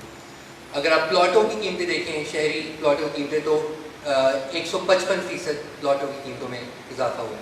اسی پیریڈ میں اگر آپ آمدن میں اضافہ دیکھیں تو وہ 20%. یعنی رہائش اور گھر جو ایک بنیادی ضرورت ہے ان میں وہ ڈبل ٹرپل ہوئے ہیں، اور جو آمدن ہے وہ مشکلوں سے 15-20% بڑھی ہے، اور وہ بھی ایک مخصوص طبقے کے لیے زیادہ تر. اور اس کا تعلق پاکستان کے جو ریئل اسٹیٹ سیکٹر کی ایک ڈیولپمنٹ ہوئی ہے اس سے ایک بہت گہرا تعلق ہے. پاکستان کا ریئل اسٹیٹ سیکٹر دنیا کے منافع بخش ترین ریئل اسٹیٹ سیکٹر میں سے ہے. پچھلے 5 سال میں منافع پاکستان کے ریئل اسٹیٹ سیکٹر میں 118% بڑھے. آج کل 2017 میں پاکستان کے ریئل اسٹیٹ سیکٹر کی جو ایسٹ ویلیوز تھیں وہ $700 بلین تھی. 700 بلین پاکستان کی جی ڈی پی سے کچھ 2 گنا زیادہ، $700 بلین. اور اگر آپ 2018 میں دیکھیں کہ پاکستان کے ریئل اسٹیٹ سیکٹر سے ٹیکس کتنا کلیکٹ کیا گیا ہے تو وہ ہے $0.17 بلین، یعنی کہ تقریباً 23 بلین روپے. تو یہ ایک بہت بڑا سیکٹر ہے جس کے اندر بہت زیادہ منافع خوری ہو رہی ہے، بہت زیادہ بلیک منی بھی اس کے اندر جا رہی ہے بڑے سرمایہ داروں کی، لیکن اس کو ٹیکس نہیں کیا جاتا ہے، اس کو ریگولیٹ نہیں کیا جاتا ہے، اس میں کوئی ٹرانسپیرنسی نہیں ہے اور زیادہ انڈاکومنٹڈ ہے. اور اس کا یہی تعلق، اس کا بہت گہرا تعلق ہے اسی فائنینشلائزیشن کی پروسیس ہے جس کا پہلے ذکر کیا. اور وہی پاکستان میں ایک فرق نوعیت ہے. باہر تو ہے کہ ایک فائنینشیل جو فارمل فائنینشیل سیکٹر کے اندر مورٹگیج بیک سیکیورٹیز کی ٹریڈنگ ہوتی ہے اور ان کے اوپر سٹہ بازی کی جاتی ہے. پاکستان میں جو زمین کے اوپر سٹہ بازی ہے وہ ایک انفارمل سیکٹر میں ہوتی ہے. یہ فائنینشیل سیکٹر میں اس طرح سے نہیں جاتی. یہ پاکستان کے جو ایک پوری پراپرٹی ٹریڈرز کی کلاس بنی ہے، جو فائلیں جو ٹریڈ ہوتی ہیں، جو بیریئر ٹاؤن جو ایک ریلیز کرتا ہے، جو آپشنز ہوتی ہیں، اور ان کی بنیاد کے اوپر کوئی بھی نئی ڈیولپمنٹ کے اوپر جو سٹے بازی کی جاتی ہے، اسپیکولیشن کی جاتی ہے کہ اس کی پرائسز کیا بڑھیں گی، اور چند لوگ ڈھیر ساری فائلیں خرید لیتے ہیں بھلے اس ڈیولپمنٹ کی کوئی ایکچوئل حیثیت ہو یا نہ ہو. تو پاکستان میں جو گھروں کی قیمتوں کا بڑھنا، پلاٹوں کی قیمتوں کا بڑھنا، اور ایک ایسی ایک صورتحال بننا کہ 70% جو شہری آبادی ہے وہ صرف 1% رہائشی اسکیموں کے اندر گھروں کو افورڈ کر سکتی ہے. یہ اس طرح کی غیر یقینی صورتحال بننا، اس کا پاکستان میں جو شہر کاری کا جو ایک ملٹرائز ایک بیوروکریٹ سرکار ڈریون اور سرمایہ کیپٹلسٹ ڈریون پروسیس ہے، اس سے اس کا بہت گہرا تعلق ہے. تو اگر اس کو ہم سمرائز کرنا چاہیں کہ یہ اس پروسیس کا کیا، کس طرح اس کو ڈیفائن کریں گے اور اس کے اندر جو مسئلہ ہے وہ کیا ہے. ایک تو یہ کہ زمین کی کموڈیفیکیشن، بہت بڑے پیمانے پہ پاکستان میں زمین کی کموڈیفیکیشن ہوئی ہے. اور کموڈیفیکیشن کا کیا مطلب، پاکستان میں زمین کو ایک کموڈیٹی کے طور پہ ٹریڈ کیا جاتا ہے. اس کے اوپر جو کارل پولیانی ایک مارکسسٹ پولیٹیکل اکانومسٹ ہے، ان کا ایک بہت اچھا تھیسس ہے فکٹیشس کموڈیٹیز کا، کہ کچھ ایسی چیزیں ہوتی ہیں جن کو آپ کموڈیٹیز کے طور پہ نہیں ٹریٹ کر سکتے. اور وہ مثال دیتا ہے لینڈ کی، لیبر کی، منی کی. وہ چیزیں جو پروڈکشن کے پروسیس کے اندر استعمال ہوتی ہیں، اگر آپ ان کو کموڈیفائی کر دو گے تو اس سے سوشل ویلفیئر میں بہت کمی آتی ہے. اور وہ کہتے ہیں کیونکہ یہ ایسی کموڈیٹیز ہیں ان کے اوپر سپلائی کے اوپر بھی نیچرل لمٹس ہوتی ہیں. ان کے اندر ایک آپ انسینٹیوائز کر دیتے ہو transfer of money without any productive process, یعنی کہ کوئی پروڈکٹیو کام ہوتا نہیں ہے لیکن منافع پھر بھی کمایا جاتا ہے. اگر آپ جس طرح زمینوں کی جو فائدے، جس طرح پلاٹوں کی ایکسچینج کی جاتی ہیں، ہم نے ایک بہت بڑا سیکٹر ایک بنا دیا ہے جس کے اندر لیبر بہت کم استعمال ہو رہا ہے، ایکچوئل گڈس بہت کم پروڈیوس ہو رہے ہیں، لیکن اس کے اندر بہت سارا کیپٹل جا رہا ہے، اور بہت سارا کیپٹل جا کے پھنسا ہوا ہے وہاں پہ، جو کہ نہ اس کے اوپر ٹیکس لگ رہے ہیں، نہ وہ ویجز کے اندر جا رہے ہیں، نہ وہ لوگوں کی انکم میں، اکثریت کی انکم میں کوئی اضافہ کر رہے ہیں. اور ساتھ ساتھ زمینوں کی قیمتوں میں بہت تیزی سے اضافہ ہوتا جا رہا ہے. پرائس وولیٹیلیٹی رہائش کی بہت زیادہ بڑھتی جا رہی ہے. تو کارل پولیانی کا تھیسس ہے کہ آپ لینڈ کو کموڈیٹی کے طور پہ نہیں ٹریٹ کر سکتے، اور پاکستان میں یہ بہت تیزی سے یہ پروسیس ہوا ہے. اور اس کی بنیادی وجہ ایک اور بھی جو یہ بتاتا ہے کہ لینڈ کی ویلیو کبھی ایک جو لینڈ کے اونر ہے اس کی وجہ سے نہیں ہوتی. لینڈ کی ویلیو ہمیشہ ایک سوشلی انڈیوسڈ ویلیو ہوتی ہے، یعنی کہ وہ ایک پبلک انویسٹمنٹس کے ذریعے، سوشل انویسٹمنٹس کے ذریعے اس کی قیمت بنتی ہے. یعنی کہ ایک پلاٹ کی قیمت کا تعین کس سے ہوتا ہے کہ کس جگہ پہ لوکیشن کیا ہے، وہاں پہ انفراسٹرکچر کیا اویلیبل ہے، وہاں پہ سڑکیں ہیں یا نہیں ہیں, پانی ہے یا نہیں ہے. یعنی بہت ساری نیچرل اور سوشل اور پبلک انڈاؤمنٹس کے ذریعے زمین کی قیمت کا تعین ہوتا ہے. تو اس قیمت کو اگر آپ اس زمین کو اگر آپ کموڈٹی کے طور پہ ٹریٹ کر کے ایک ہی فرد کو اس کی بار بار ویلیو اکرو کرتے جاؤ گے, اسی کو دیتے جاؤ گے, تو اس سے آپ بہت بڑا سوشل ویلفیئر کے اندر آپ کے اندر کمی آ رہی ہے. ساتھ ساتھ یہ کہ وہی تو بات ہے کہ لینڈ کا غیر پروڈکٹیو استعمال ہو رہا ہے. پاکستان میں بہت ایک گھناؤنا ایک فینومینون ہے کہ ہمارے شہر کی آدھی سے زیادہ ابھی پاکستان کی شہری آبادی کچی آبادیوں میں رہتی ہے, اور ہمارے سینکڑوں ہزاروں کے حساب سے لاکھوں کے حساب سے شہروں کے اندر پلاٹ اور زمینیں خالی پڑی ہیں, جن کے اوپر صرف ان کی لین دین چل رہی ہے, فائلیں ان کی بچ رہی ہیں, لیکن ان پہ کوئی بس نہیں رہا, ان پہ کوئی کام نہیں ہو رہا, ان پہ کوئی رہ نہیں رہا. 2016 کی ایک سروے ہوئی تھی کہ کراچی میں 3.5 لاکھ پلاٹ خالی پڑے تھے, کوئی کنال یا 1.5 کنال یا 2 کنال کے پلاٹ. 80,000 پلاٹ ایک سال میں ایک دفعہ کراچی کے اندر 2016 کے اندر خالی تھے. اب یہ بہت اور بھی بڑھ چکے ہوں گے. تو ایک non productive utilization of land عام ہو گیا پاکستان کے شہروں میں. اور ساتھ ساتھ ہم اپنے جو شہری وسائل ہیں ان کے اندر ایک بہت بنیادی ایک نابرابری بڑھتی جا رہی ہے. لاہور کے اندر ایک اسٹڈی ہوئی تھی آج سے 2 سال پہلے کہ لاہور کی 10% آبادی اس کے 70% جو قدرتی وسائل ہیں ان کو قدرتی اور پبلک وسائل کو استعمال کرتی ہے, یعنی کہ پانی کے, بجلی کے, گیس کے, زمین کے. 10% آبادی 70% لاہور کے اوپر قابض ہے اس اربن ڈیولپمنٹ ماڈل کی وجہ سے. اور ظاہر ہے جو اس کی جو حقیقت جو فلپ سائڈ ہے وہ ہمیں یہ نظر آتی ہے کہ جو کچے آبادیاں کا جو بڑھاؤ ہے جو پچھلے پاکستان میں پچھلے 10 سال میں جاب در جاب بڑھی ہیں. آج 50 سے 60% پاکستان کی شہری آبادی کچی آبادی میں رہتی ہے, جن کے پاس سیکیور ٹینیور کا کوئی سیکیورٹی نہیں ہے, کبھی بھی ان کو بے دخل کیا جا سکتا ہے, بنیادی بجلی پانی گیس کی سہولیات نہیں ہیں. اور ساتھ ساتھ ایک کیفیت ہوتی ہے. کچی آبادیوں میں رہنے کا صرف مقصد یہ نہیں ہے کہ آپ کے پاس وہ بنیادی سہولیات نہیں ہیں, اس کی ایک کیفیت ہے کہ آپ بنیادی طور پہ ایک انسیکیور زندگی گزار رہے ہو. آپ اپنے رہائش کے اوپر, اپنے گھر کے اوپر, اپنے بچوں کے اوپر, اپنی سوشل انویسٹمنٹس جن کی بنیاد کے اوپر انسانی ترقی ہوتی ہے وہ آپ کرتے نہیں ہو, کیونکہ آپ کسی بھی وقت اس جگہ سے بے دخل کیے جا سکتے ہو. تو نہ آپ اپنے حالات بہتر کرتے ہیں, نہ آپ اپنی قدرتی حالات کو, اپنی انوائرمنٹ کو بہتر کرنے کی کوشش کرتے ہیں, نہ اپنے بچوں کے اندر, اپنی صحت کے اندر انویسٹمنٹ کرتے ہیں. تو اس سے نہ صرف ان لوگوں کا, اس مزدور طبقے کا نقصان ہے, بلکہ پورے معاشرے کا نقصان ہے. اور آخر میں جو اس سے جو سب سے اس پورے سبربنائزیشن کے جو پروسیس سے جو نقصان ہو رہا ہے وہ ایکالوجی کا ایک سوال ہے کہ ہم نے شہروں کو ہاریزونٹلی اسپرال کرنے دیا ہے بغیر کسی ریگولیشن کے, بغیر کسی کنٹرول کے. زرعی زمین کو ہم ضبط کرتے رہے ہیں گیٹڈ کمیونٹیز بنانے کے لیے, اور اس سے جتنی ہم اس طرح پھیلاؤ شہروں کا کر رہے ہیں اس سے ہمیں اتنا زیادہ ہی ہمارے انفراسٹرکچر پہ, ہمارے قدرتی وسائل کے اوپر اور پریشر پڑ رہا ہے. کراچی کے اندر تو لوگ پانی کے بحران سے واقف ہی ہیں, یہاں بھی تو اس طرف مسئلہ جا ہی رہا ہوگا. آج سے 5-10 سال بعد ہمارے شہروں کے اندر جو پانی کی صورتحال ہونی ہے وہ ایک قدرتی مسئلہ نہیں ہے, یہ ایک مین میڈ مسئلہ ہے. جو ہم نے جس طرح کا ایک شہرکاری کا عمل, ایک اسپرال کا, ایک ان ایکول عمل جو ہم نے شروع کیا ہے پچھلے 40 سالوں سے, یہ اس کا نتیجہ ہے کہ ہم انفراسٹرکچر پہ بھی اتنا ہی زیادہ اسٹرین ڈال رہے ہیں, ہم اپنے قدرتی وسائل پہ بھی اتنا زیادہ اسٹرین ڈال رہے ہیں, اور جتنا زیادہ یہ ہم اور کرتے رہیں گے ہم اپنی آنے والے نسلوں کے لیے بھی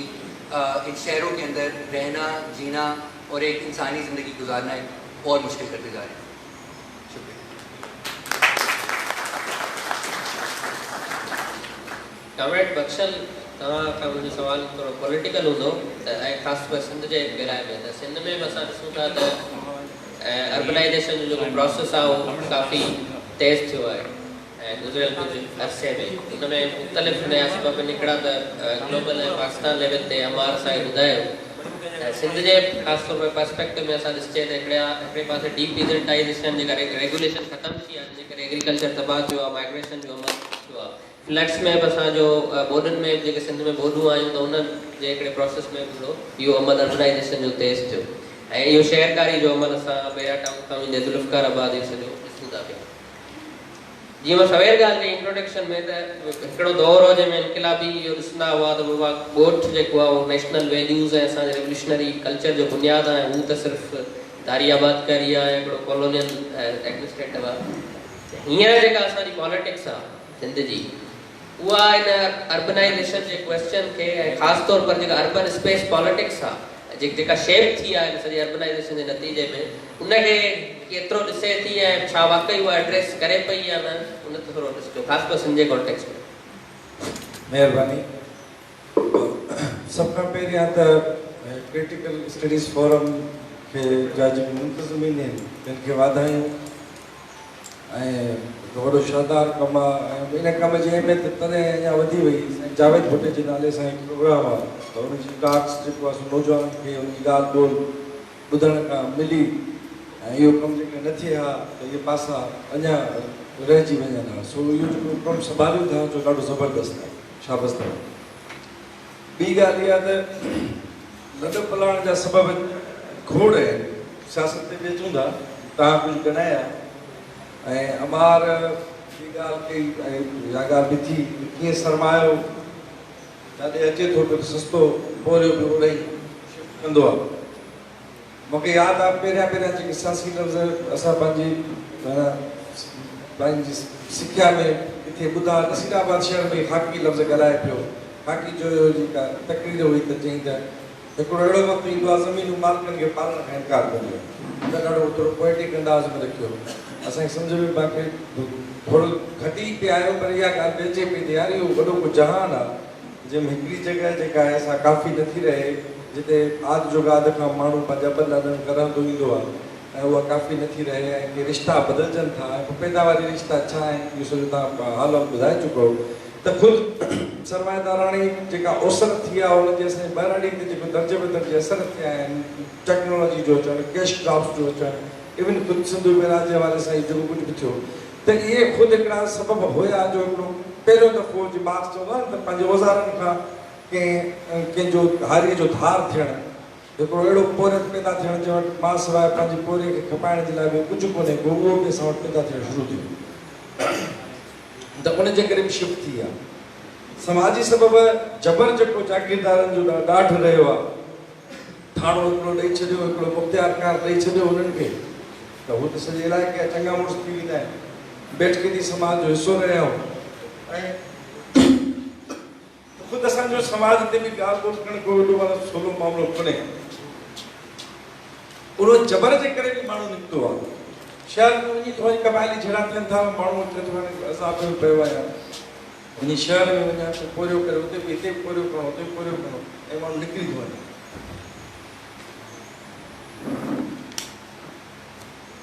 ठाड़ेलनि जे करे बि माण्हू निकिता ॻोठनि मां, बोर्ड जे करे 2010-11 में निकिता, ठाड़ेलनि जे करे बदमनी जे करे बि माण्हू निकिता, सबब घणा आहिनि। हाणे सियासत जीअं त अर्बनाइज़ेशन जो ट्रेंड जी आमार हिकिड़ो आलमी हिकिड़ो रुझान आहे, ग्लोबल ट्रेंड आहे, असां वटि बि इहो हाणे तेज़ी सां पंहिंजे वधी आहे। इन जी पॉलिटिक्स हाणे कीअं डिज़ाइन थींदी हुई अञा सुवाल थोरो माना मेकिंग में आहे, थी कीअं आहे माज़ी में सियासत ईअं थी जीअं हमारी ॻाल्हि कई त 60 जे ॾहाके में अयूबी दौर में जीअं घणो पैसो आयो त अयूब बि घणा पठान मुनज़िम अंदाज़ में आबादकारी जॾहिं कराची में कई तॾहिं सुवाल असां लाइ पैदा थियो धारी आबादकारी जो पहिरियों दफ़ो त यार हाणे इन सॼे मामले कीअं मुंहुं ॾियूं, सिंधी माण्हू ॾिसण खां कोन मिलंदो। असां वटि त दुआ कंदा हिकिड़ा दोस्त चवंदा त यार फ़क़ीर त पंहिंजा सिंधी हुजनि न भला कराची में, फ़क़ीर त सिंधी हुजनि न। छो हिकिड़ो माना इहो हो, हाणे उहो मामिलो जेका बुख बदाली थी आहे त तमामु घणो माना माण्हू जेको आहे सो ॿाहिरां बि आयो आहे। कराची लाइ चवनि था उन पॉपुलेशन स्टेटिक्स ते आवाज़ अञा घणी रही नज़र आहे, तमामु घणी माना सॼी तब्दीली वॾी शिफ्ट अची वई आहे, सम्झ में उन्हनि खे बि कोन थो अचे। हुकुमराननि खे जाइल आहिनि जेके माण्हू ॻणे कोन था सघनि कहिड़ियूं पॉलिसियूं ठाहींदा, माना मुल्क में माण्हू घणा मुल्क में माण्हू घणा आहिनि, इन्हनि घणनि माण्हुनि लाइ केतिरा असांखे स्कूल खपंदा, केतिरा घर खपंदा, इन्हनि लाइ केतिरियूं इस्पतालुनि जो मामिलो कीअं बि आहे, पोइ इहो माण्हू हक़ीक़त में हीअ सभु जेको आवाम आहे हेॾो चवनि था जीअं अमार बि ॻाल्हि कई असां वटि ई ट्रेंड खणो आहे, पूरी दुनिया में आहे पर तमामु तेज़ी सां असां वटि ऑर्गेनाइज़ेशन वधे पई। चवनि था 2023 जो मामिलो अधु खां शहर में माण्हू घणो हूंदो, दुनिया ग्लोबली त ईअं थी चुको आहे त 3 बिलियन माना आबादी हुनजी हाणे शहरनि में थी रहे, पर असां वटि बि हाणे इहो ॾाह की ॾेढ जी मार आहे जो ॿाहिरां माण्हू सुकड़ियो हूंदो, हुनखे के हक़ न हूंदा, रोड ते जेका शहर हूंदा हुनखे थोरा घणा हक़ आहिनि ऐं थोरियूं सहूलियतूं हूंदियूं, रोड खां हेठि जीअं रहंदो त पड़ पिया ॿार तबाही आहे, केरु पुछण वारो कोन्हे, का ॻाल्हि कोन्हे, को हुते माण्हू खे का सहूलियत कोन्हे। सो हिननि खां त का एक्सपेक्टेशन्स कोन्हे। बेशकती दौर जी हिकिड़ी पूरी तारीख़ आहे असांजे समाज सां। फ्रैंकलिस्टाइन आहे मेरी शेले जो नावेल, जंहिंमें टंग हिकिड़े जी आहे, बांह ॿिए जी आहे, कंधु ॿिए जो आहे,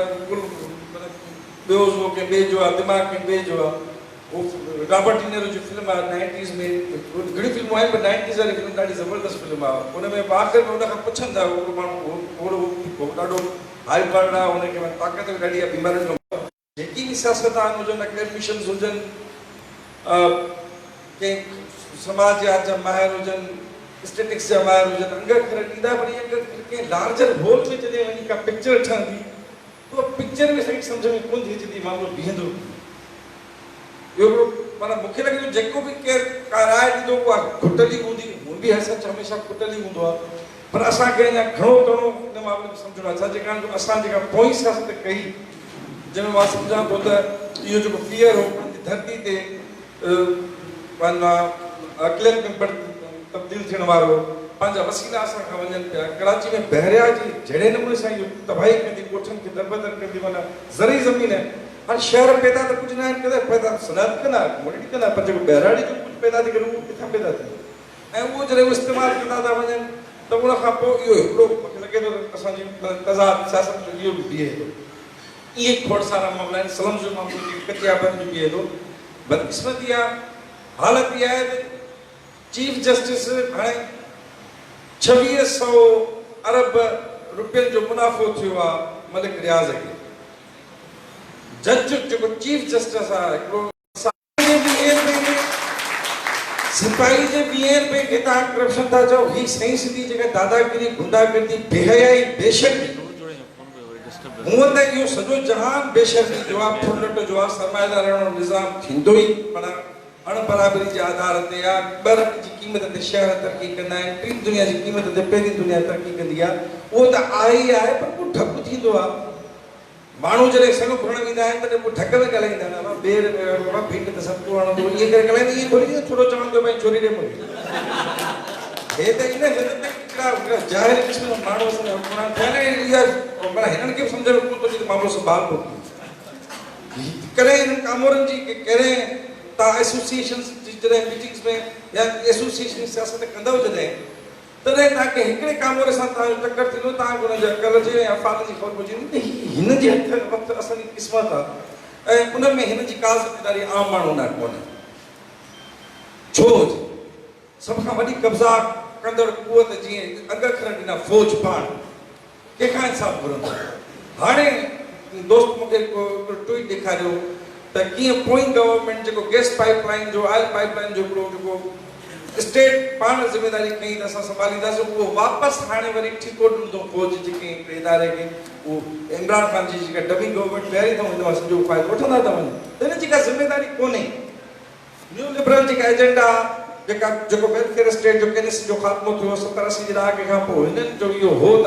इहो असांजो कमु कोन्हे माण्हू खे न हेल्थ ॾियणु न राइश ॾियणु, इहो माण्हू पाण कनि, जेको जेको न करे सघंदो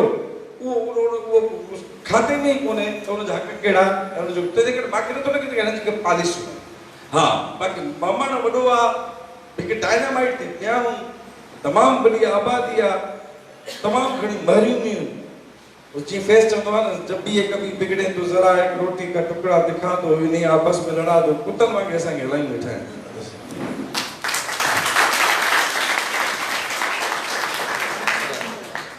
इशारत तव्हां खां जीअं तव्हां ज़िक्र कंदा रहिया आहियो त अगर थोरो बयान कयो त जेका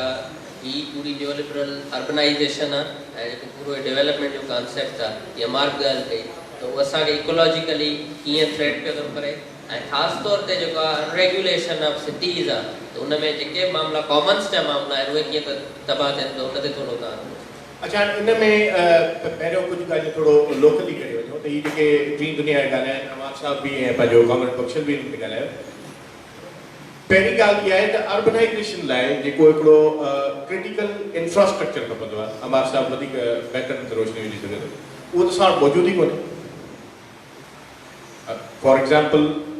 अर्बन सेंटर्स लाइ कंहिं बि अर्बन सेंटर्स लाइ पहिरीं ॻाल्हि त उहे त प्लान हुजनि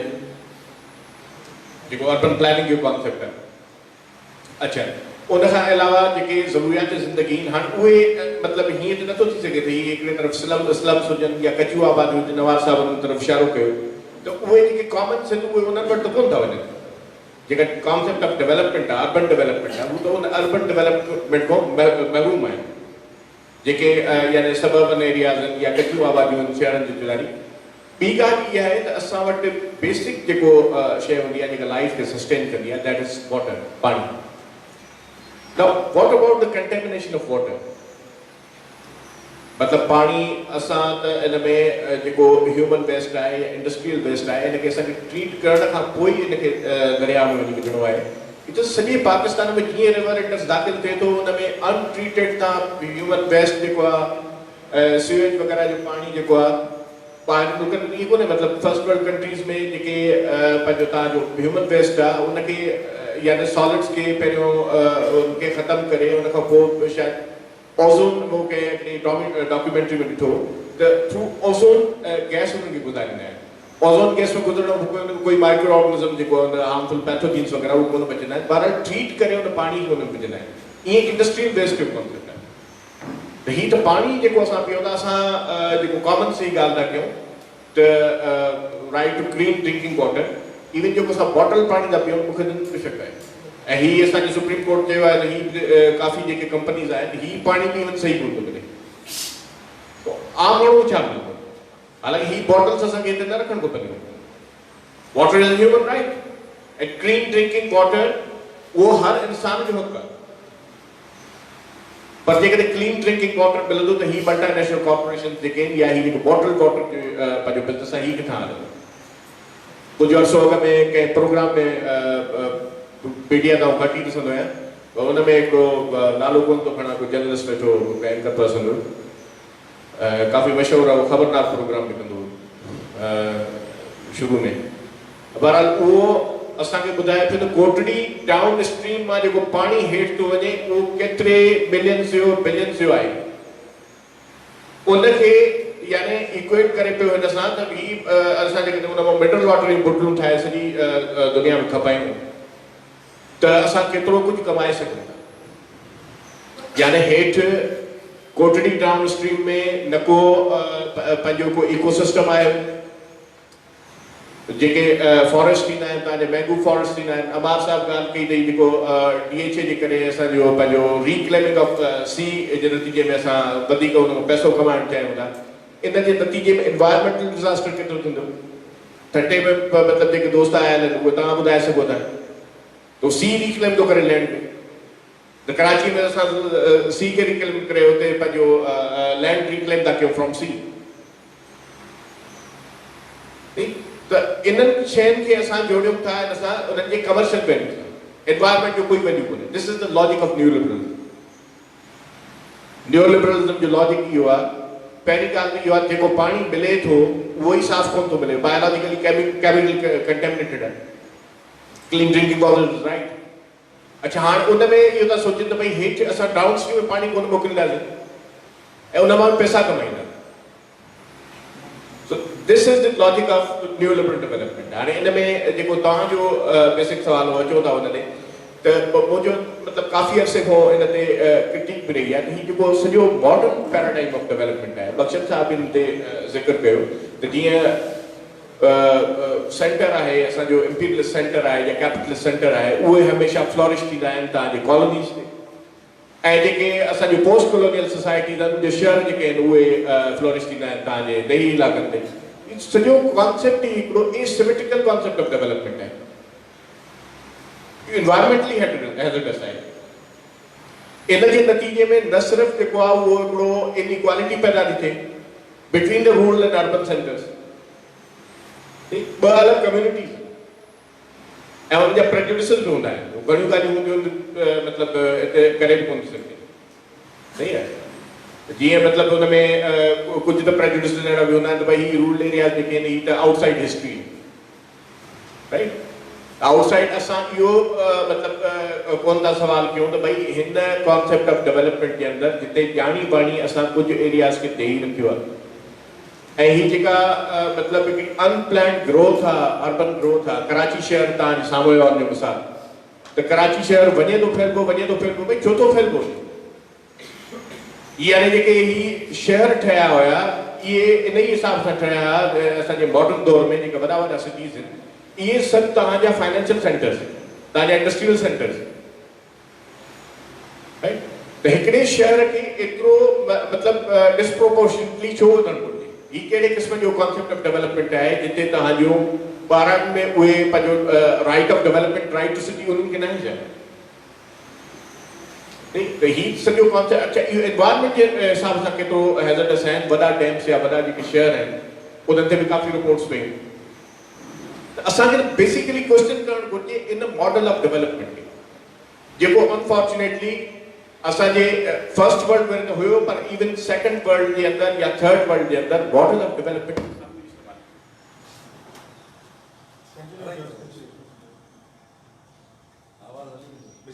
हा त फर्स्ट वर्ल्ड जे अंदरि या असांजे सेकंड वर्ल्ड जे अंदरि मॉडल ऑफ डेवलपमेंट जेको आहे उहो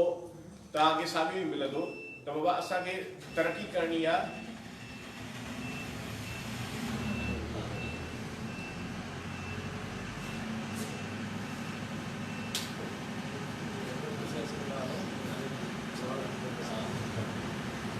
सही है ना, तरक्की जेका है there is no limit to growth, मतलब यो मॉडर्न कॉन्सेप्ट ऑफ डेवलपमेंट यो हो तो there is no limit to growth. ऐं असांजे इवन पंहिंजो जेके ऑर्थोडॉक्स मार्क्सिज्म जो जेको कॉन्सेप्ट आहे उहो बि कम्युनिज्म जो जेको कॉन्सेप्ट हुयो मार्क्स जो उहो इहो ई हुयो त मतिलबु कम्युनिज्म इज ऑल अबाउट सुप्राअबंडेंस, सही है। लिमिट्स टू ग्रोथ हिकिड़ो किताब आयो 1970s जे अंदरि जंहिं असांखे ॿुधायो त बाबा अनलिमिटेड ग्रोथ ही असांजी अर्थ सस्टेन कोन थी करे सघे पई। We have to go for the sustainable development जेका असांजे हिनखे पंहिंजो जेको इकोसिस्टम आहे उनजे लाइ हानिकारक न हुजे। अच्छा, इन जे नतीजे में काफ़ी मतिलबु सियासी रुझान बि आया जीअं ग्रीन पार्टी वग़ैरह ही पर हाणे ग्रीन पार्टीज़ जेके या एनवायरमेंटल पंहिंजो इकोलॉजिकल पार्टीज़ आहिनि उन्हनि जे अंदरि हिकिड़ी शइ मिसिंग आहे जेका हिन कीअं कॉन्सेप्ट ऑफ डेवलपमेंट जेको हुयो असांजो लिबरलिज़म आहे या मतिलबु ऑर्थोडॉक्स मार्क्सिज्म हुयो इन्हनि जे अंदरि एनवायरमेंटल इशू बि बिल्कुलु मिसिंग हुयो। त हुन ग्रीन पॉलिटिक्स जे अंदरि वरी सोशल जस्टिस जो कॉन्सेप्ट मिसिंग हुयो। त मसइलो इहो आहे त इन्हनि ॿिन्ही कॉन्सेप्ट्स खे गॾु हलाइणु घुरिजे। यानी उन में मां टर्म बि इस्तेमालु कंदो आहियां हमेशह इको एंथ्रोपोसेंट्रिज्म। त मतिलबु उहो एंथ्रोपोसेंट्रिज्म उहा बशर मर्कज़ियत जेका इकोलॉजी जे तरफ़ सेंसिटिव हुजे ऐं उन ई जे अंदरि ई तव्हांजी समाजी इंसाफ़ ऐं बराबरी ऐं उन खां अलावा असांजो इकोसिस्टम जेको हुजे उहो सस्टेन करे सघे उन डेवलपमेंट खे, एॾी सस्टेनेबल डेवलपमेंट जी तरफ़ वञणु घुरिजे। बाक़ी ही जेके मॉडल्स आहिनि ही तव्हां मतिलबु जीअं डी इंडस्ट्रियलाइज़ेशन थी आहे वेस्ट में उन खां पोइ जेका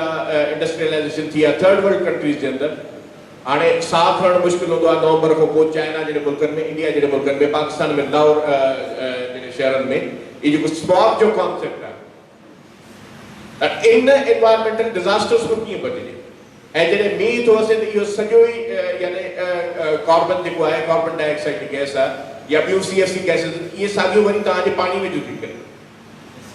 ऐं इन सां ई पंहिंजो असांजे इकोसिस्टम जो मतिलबु तमामु घणो नुक़सानु पाणीअ जी तमामु नेचर जेका आहे इन गैसिस जे करे इहे जेके टॉक्सिक पंहिंजो गैसिस एसिड रेन्स ऐं तव्हांजो इहे CFC गैसिस जेके आहिनि उहे रेन जे करे इहे तव्हांजे दरियाउनि में समुंडनि में इहे जंहिंमहिल किरनि थियूं त पाणीअ जी इवन नेचर ई चेंज थी वञे पई। सो इन्हनि ॻाल्हियुनि ते आई थिंक पंहिंजो ये शइ मतलब हिकिड़ो नओं जेको पॉलिटिक्स आहे असांजी, इट हैज़ टू बी यू थी sensitive about environment, it has to be sensitive about environment. अच्छा, मेरा अब क्वेश्चन होगा पॉलिटिक्स के बारे में। जिस तरह से आपने कहा कि जो शहरकारी का अमल है उसका इनफॉर्मल जो इकॉनमी है उसके साथ एक गहरा ताल्लुक है, तो जिस तरह से हम ये शहरकारी का अमल देख रहे हैं, मिसाल कराची का मिसाल है जो उस पर पेपर्स थे उसमें मैंने ज़्यादातर स्टडी किया कि जिस तरह से न्यू लिबरल सिटी का कॉन्सेप्ट आया कराची के अंदर, उसी तरह से हमें एक एथनाइजेशन ऑफ पॉलिटिक्स भी नज़र आई। यानी पश्तूनों की एक ट्रांसपोर्ट इंडस्ट्री पर एक आ गई, लैंड पर उनका कब्जा हो गया, इसी तरह एमक्यूएम का किसी और सेक्टर पे हुआ, तो एक एथनाइजेशन ऑफ पॉलिटिक्स हम देखते हैं। दूसरी चीज़ हम जो अभी देख रहे हैं कि ये जो सारी स्पेशल रीस्ट्रक्चरिंग हुई न्यू लिबरलिज्म के बाद, उसमें मिडिल क्लास का रोल, जो न्यू मिडिल क्लास पैदा हुआ है जिसको ये पैट्रियोटिज्म और नेशनलिज्म और वर्ल्ड क्लास सिटी और ये सारे टर्म्स देकर करप्शन ख़त्म करेंगे, उसमें जिसका बुनियाद भी है PTI भी है, पॉलिटिक्स पर इसके क्या असरात हुए हैं शहरकारी, खासतौर पर जो डोमिनेंट मेन स्ट्रीम पॉलिटिक्स हुई है, और जो आपका लिव्ड एक्सपीरियंस है कच्चियों आबादियों का जो एवरीडे पॉलिटिक्स है, उस पर आप थोड़ा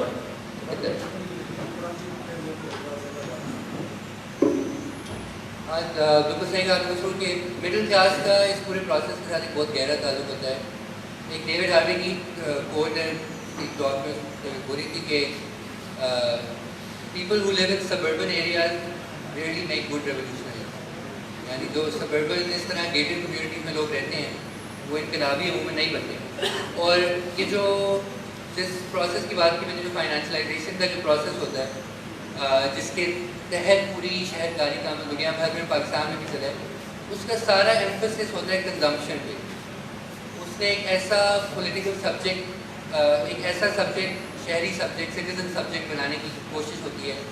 जिसका ज़िंदगी का, उसकी पूरी फिक्री कुव्वत जो है उसका मकसद कंजम्पशन हो, जो कि एक तरह से उन्हें वेस्ट में तो बहुत हद तक कामयाब हो चुके हैं एक ऐसा सब्जेक्ट बनाने में जिसका दिन रात इसी तगो दो में गुजर जाए कि उसने कौन सी गाड़ी लेनी है, उसके पास कौन सा फ़ोन है, उसने कौन सा TV रखना है, उसका कहाँ पे किस तरह का उसका फ्लैट होगा, किस तरह की उसकी उसके अंदर चीज़ें होंगी, कहाँ टूरिज़म के लिए कहाँ जाएंगे। तो एक वो पूरी वो एक फोकस होता है एक मिडिल क्लास एक एस्पिरेशन के अंदर के ऊपर, ये एक ऐसी कैफियत को बेचा जाता है कि जिसके अंदर एक कि आपको कि हर एक को ये सोच बेची जाती है कि आप भी किसी दिन वो एक अरबपति जिसका एक तस्वुर मीडिया में हर वक्त दिखाया जाता है वो आप बन सकते हो। और अगर आपने इन सब चीज़ों को ना खरीदो फरोख्त की, अगर आपने कर्जा नहीं लिया, क्रेडिट कार्ड नहीं लिए, घरों के लिए लोन नहीं लिए, तो आप भी उसी गुर्बत के दलदल में फंस जाओगे जिसमें मजदूर करता है। और यही एक इसी तरह का मुशर्रफ के दौर के अंदर भी एक पाकिस्तानी मिडिल क्लास को यही मंजिल भेजा गया। एक कंजम्पशन फ्यूल ग्रोथ उस ज़माने में भी हुई, एक पूरी लाइफस्टाइल उस वक्त बेचा गया, मीडिया की भी ग्रोथ उस वक्त हो रही थी, इसी तरह सबर्बन कम्युनिटीज़ की, सिनेमा की, शॉपिंग मॉल्स की, और उसी के तहत एक फिर उसकी एक पॉलिटिकल सब्जेक्टिविटी भी बनती है जिसके अंदर एक सियासत जो है वो बस आपकी कंजम्पशन को फैसिलिटेट करने के लिए कुछ टेक्निकल फिक्सेस बच जाते हैं कि आपने बस इस तरह बस करप्शन को थोड़ा ठीक कर दो, इधर थोड़ी मनी लॉन्ड्रिंग कम कर दो, बस गवर्नेंस बेहतर कर दें तो मसाइल हल हो जाएंगे। तो जो सारे जो पावर का जो सवाल है, जो पॉलिटिक्स का जो नाबराबरी का सवाल है, वसाइल किसके ऊपर, किसका वसाइल के ऊपर कब्जा है, उसका सवाल है, वो सियासी सवाल रहते ही नहीं। तो आज भी अर्बनाइजेशन के अंदर जो आप हम मेन स्ट्रीम में डिस्कशन देखते हैं, जो नया पाकिस्तान हाउसिंग फॉर इंस्टेंस अब एक नया इसी मिडिल क्लास लेड एक सोल्यूशन प्रोज किए जा रहे हैं, उसके हालांकि हम उसके साथ भी हम तो क्योंकि सुप्रीम कोर्ट में हमारा केस भी है, हम उसके साथ भी इंगेज करने की कोशिश कर रहे हैं, हम उन्हें सोल्यूशन बताने की कोशिश कर रहे हैं, लेकिन बहरहाल उनका पूरा ट्रस्ट यही है कि भाई प्राइवेट सेक्टर आएगा और लोगों के लिए घर बनाएगा। तो ये अगर उससे हल हो जाता तो आज से 40 साल से क्या हो रहा है, प्राइवेट सेक्टर ही घर बना रहा है, लेकिन प्राइवेट सेक्टर उधर उन्हीं के लिए घर बनाएगा जहाँ पे मुनाफा ज़्यादा होगा, और आम शहरी के लिए, एक गरीब आदमी के लिए घर बनाने में वो منافع نہیں ہے جو کہ بیریئر ٹاؤن جیسی ہزار گیس کی کوٹیاں بیچنے میں ہے. تو یہ مسئلہ یہ کوئی ٹیکنیکل نہیں ہے. وہ بات کرتے ہیں مورٹگیج کے ذریعے لوگوں کو قرضے دینے کے ذریعے ہم رہائش کا بحران بہتر کر سکیں گے. تو امریکہ میں بھی یہ ایکسپیریمنٹ کی گئی, یورپ میں بھی کی گئی, بہت جگہ کی گئی, اور اس کا جو نتیجہ نکلا وہ 2007 کا فائنینشیل کرائسس تھا, جس کی وجہ سے پوری دنیا اسی بحران سے گزر رہی ہے. اور اس کے پھر پاکستان میں تو مورٹگیج مارکیٹ کے ساتھ اسٹرکچر مسئلے ہیں. لوگ اتنا ہمارے پاس فائنینشیل سیکٹر کے اندر کیپٹل ہے ہی نہیں کہ آپ لوگوں کو قرضے دے سکیں. لیکن بہرحال اس شہرکاری کے مسئلے کو, رہائش کے مسئلے کو ایک ٹیکنیکل پالیسی سولوشنز کے ذریعے حل کرنے کا سوچا جا رہا ہے, جو کہ ہمارے نزدیک میں ممکن نہیں ہے. یہ ایک پاور کا سوال ہے, یہ وسائل کے اوپر قبضے کا سوال ہے, یہ ایک مخصوص گروہ کا پاکستان کی زمینوں کے اوپر اس کی کموڈیفیکیشن کا سوال ہے, اور اس کے ان سوالوں کا کوئی پالیسی سولوشن اس طرح سے نہیں ہے. ان کا سیاسی سولوشن وہ کیا ہے, اگر مختصر 2-3 اگر اس کے بیان کیا جائے. ایک تو ہمیں پبلک ڈومین کی بات پھر سے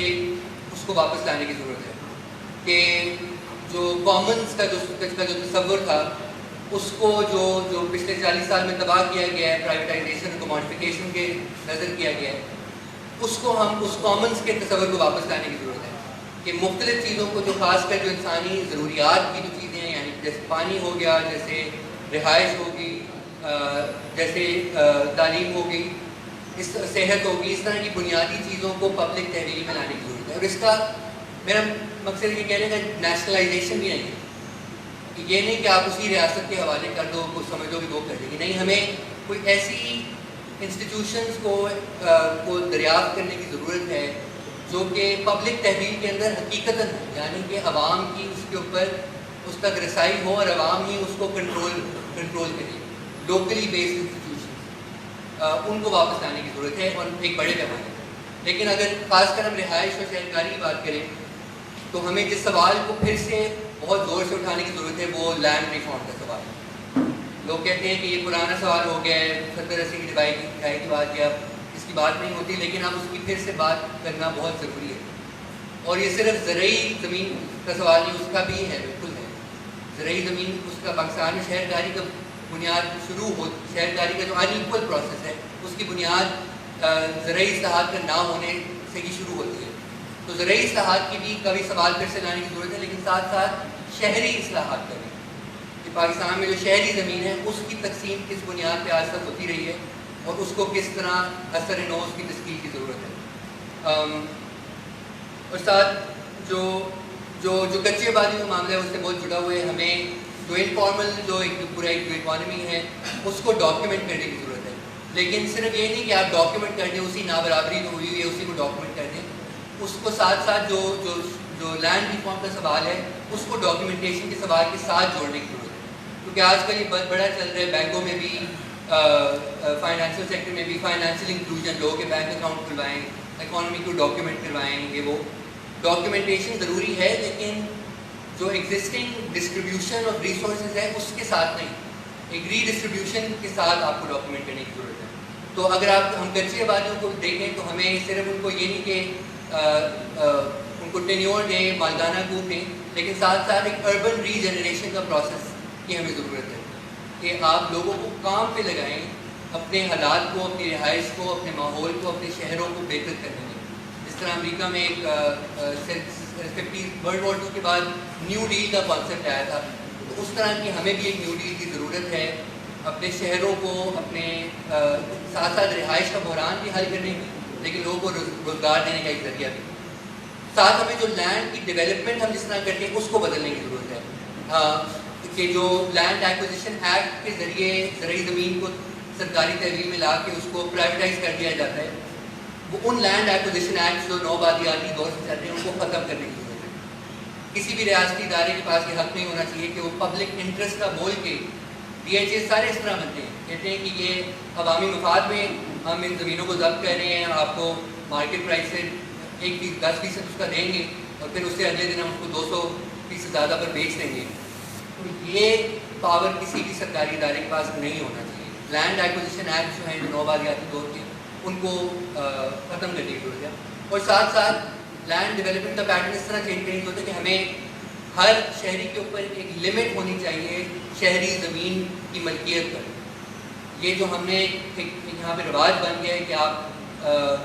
हर एक के पास 1000 गज के 2000 गज के 10-10 20-20 प्लॉट हैं, ये नहीं हो सकता। हम जब तक इस मसले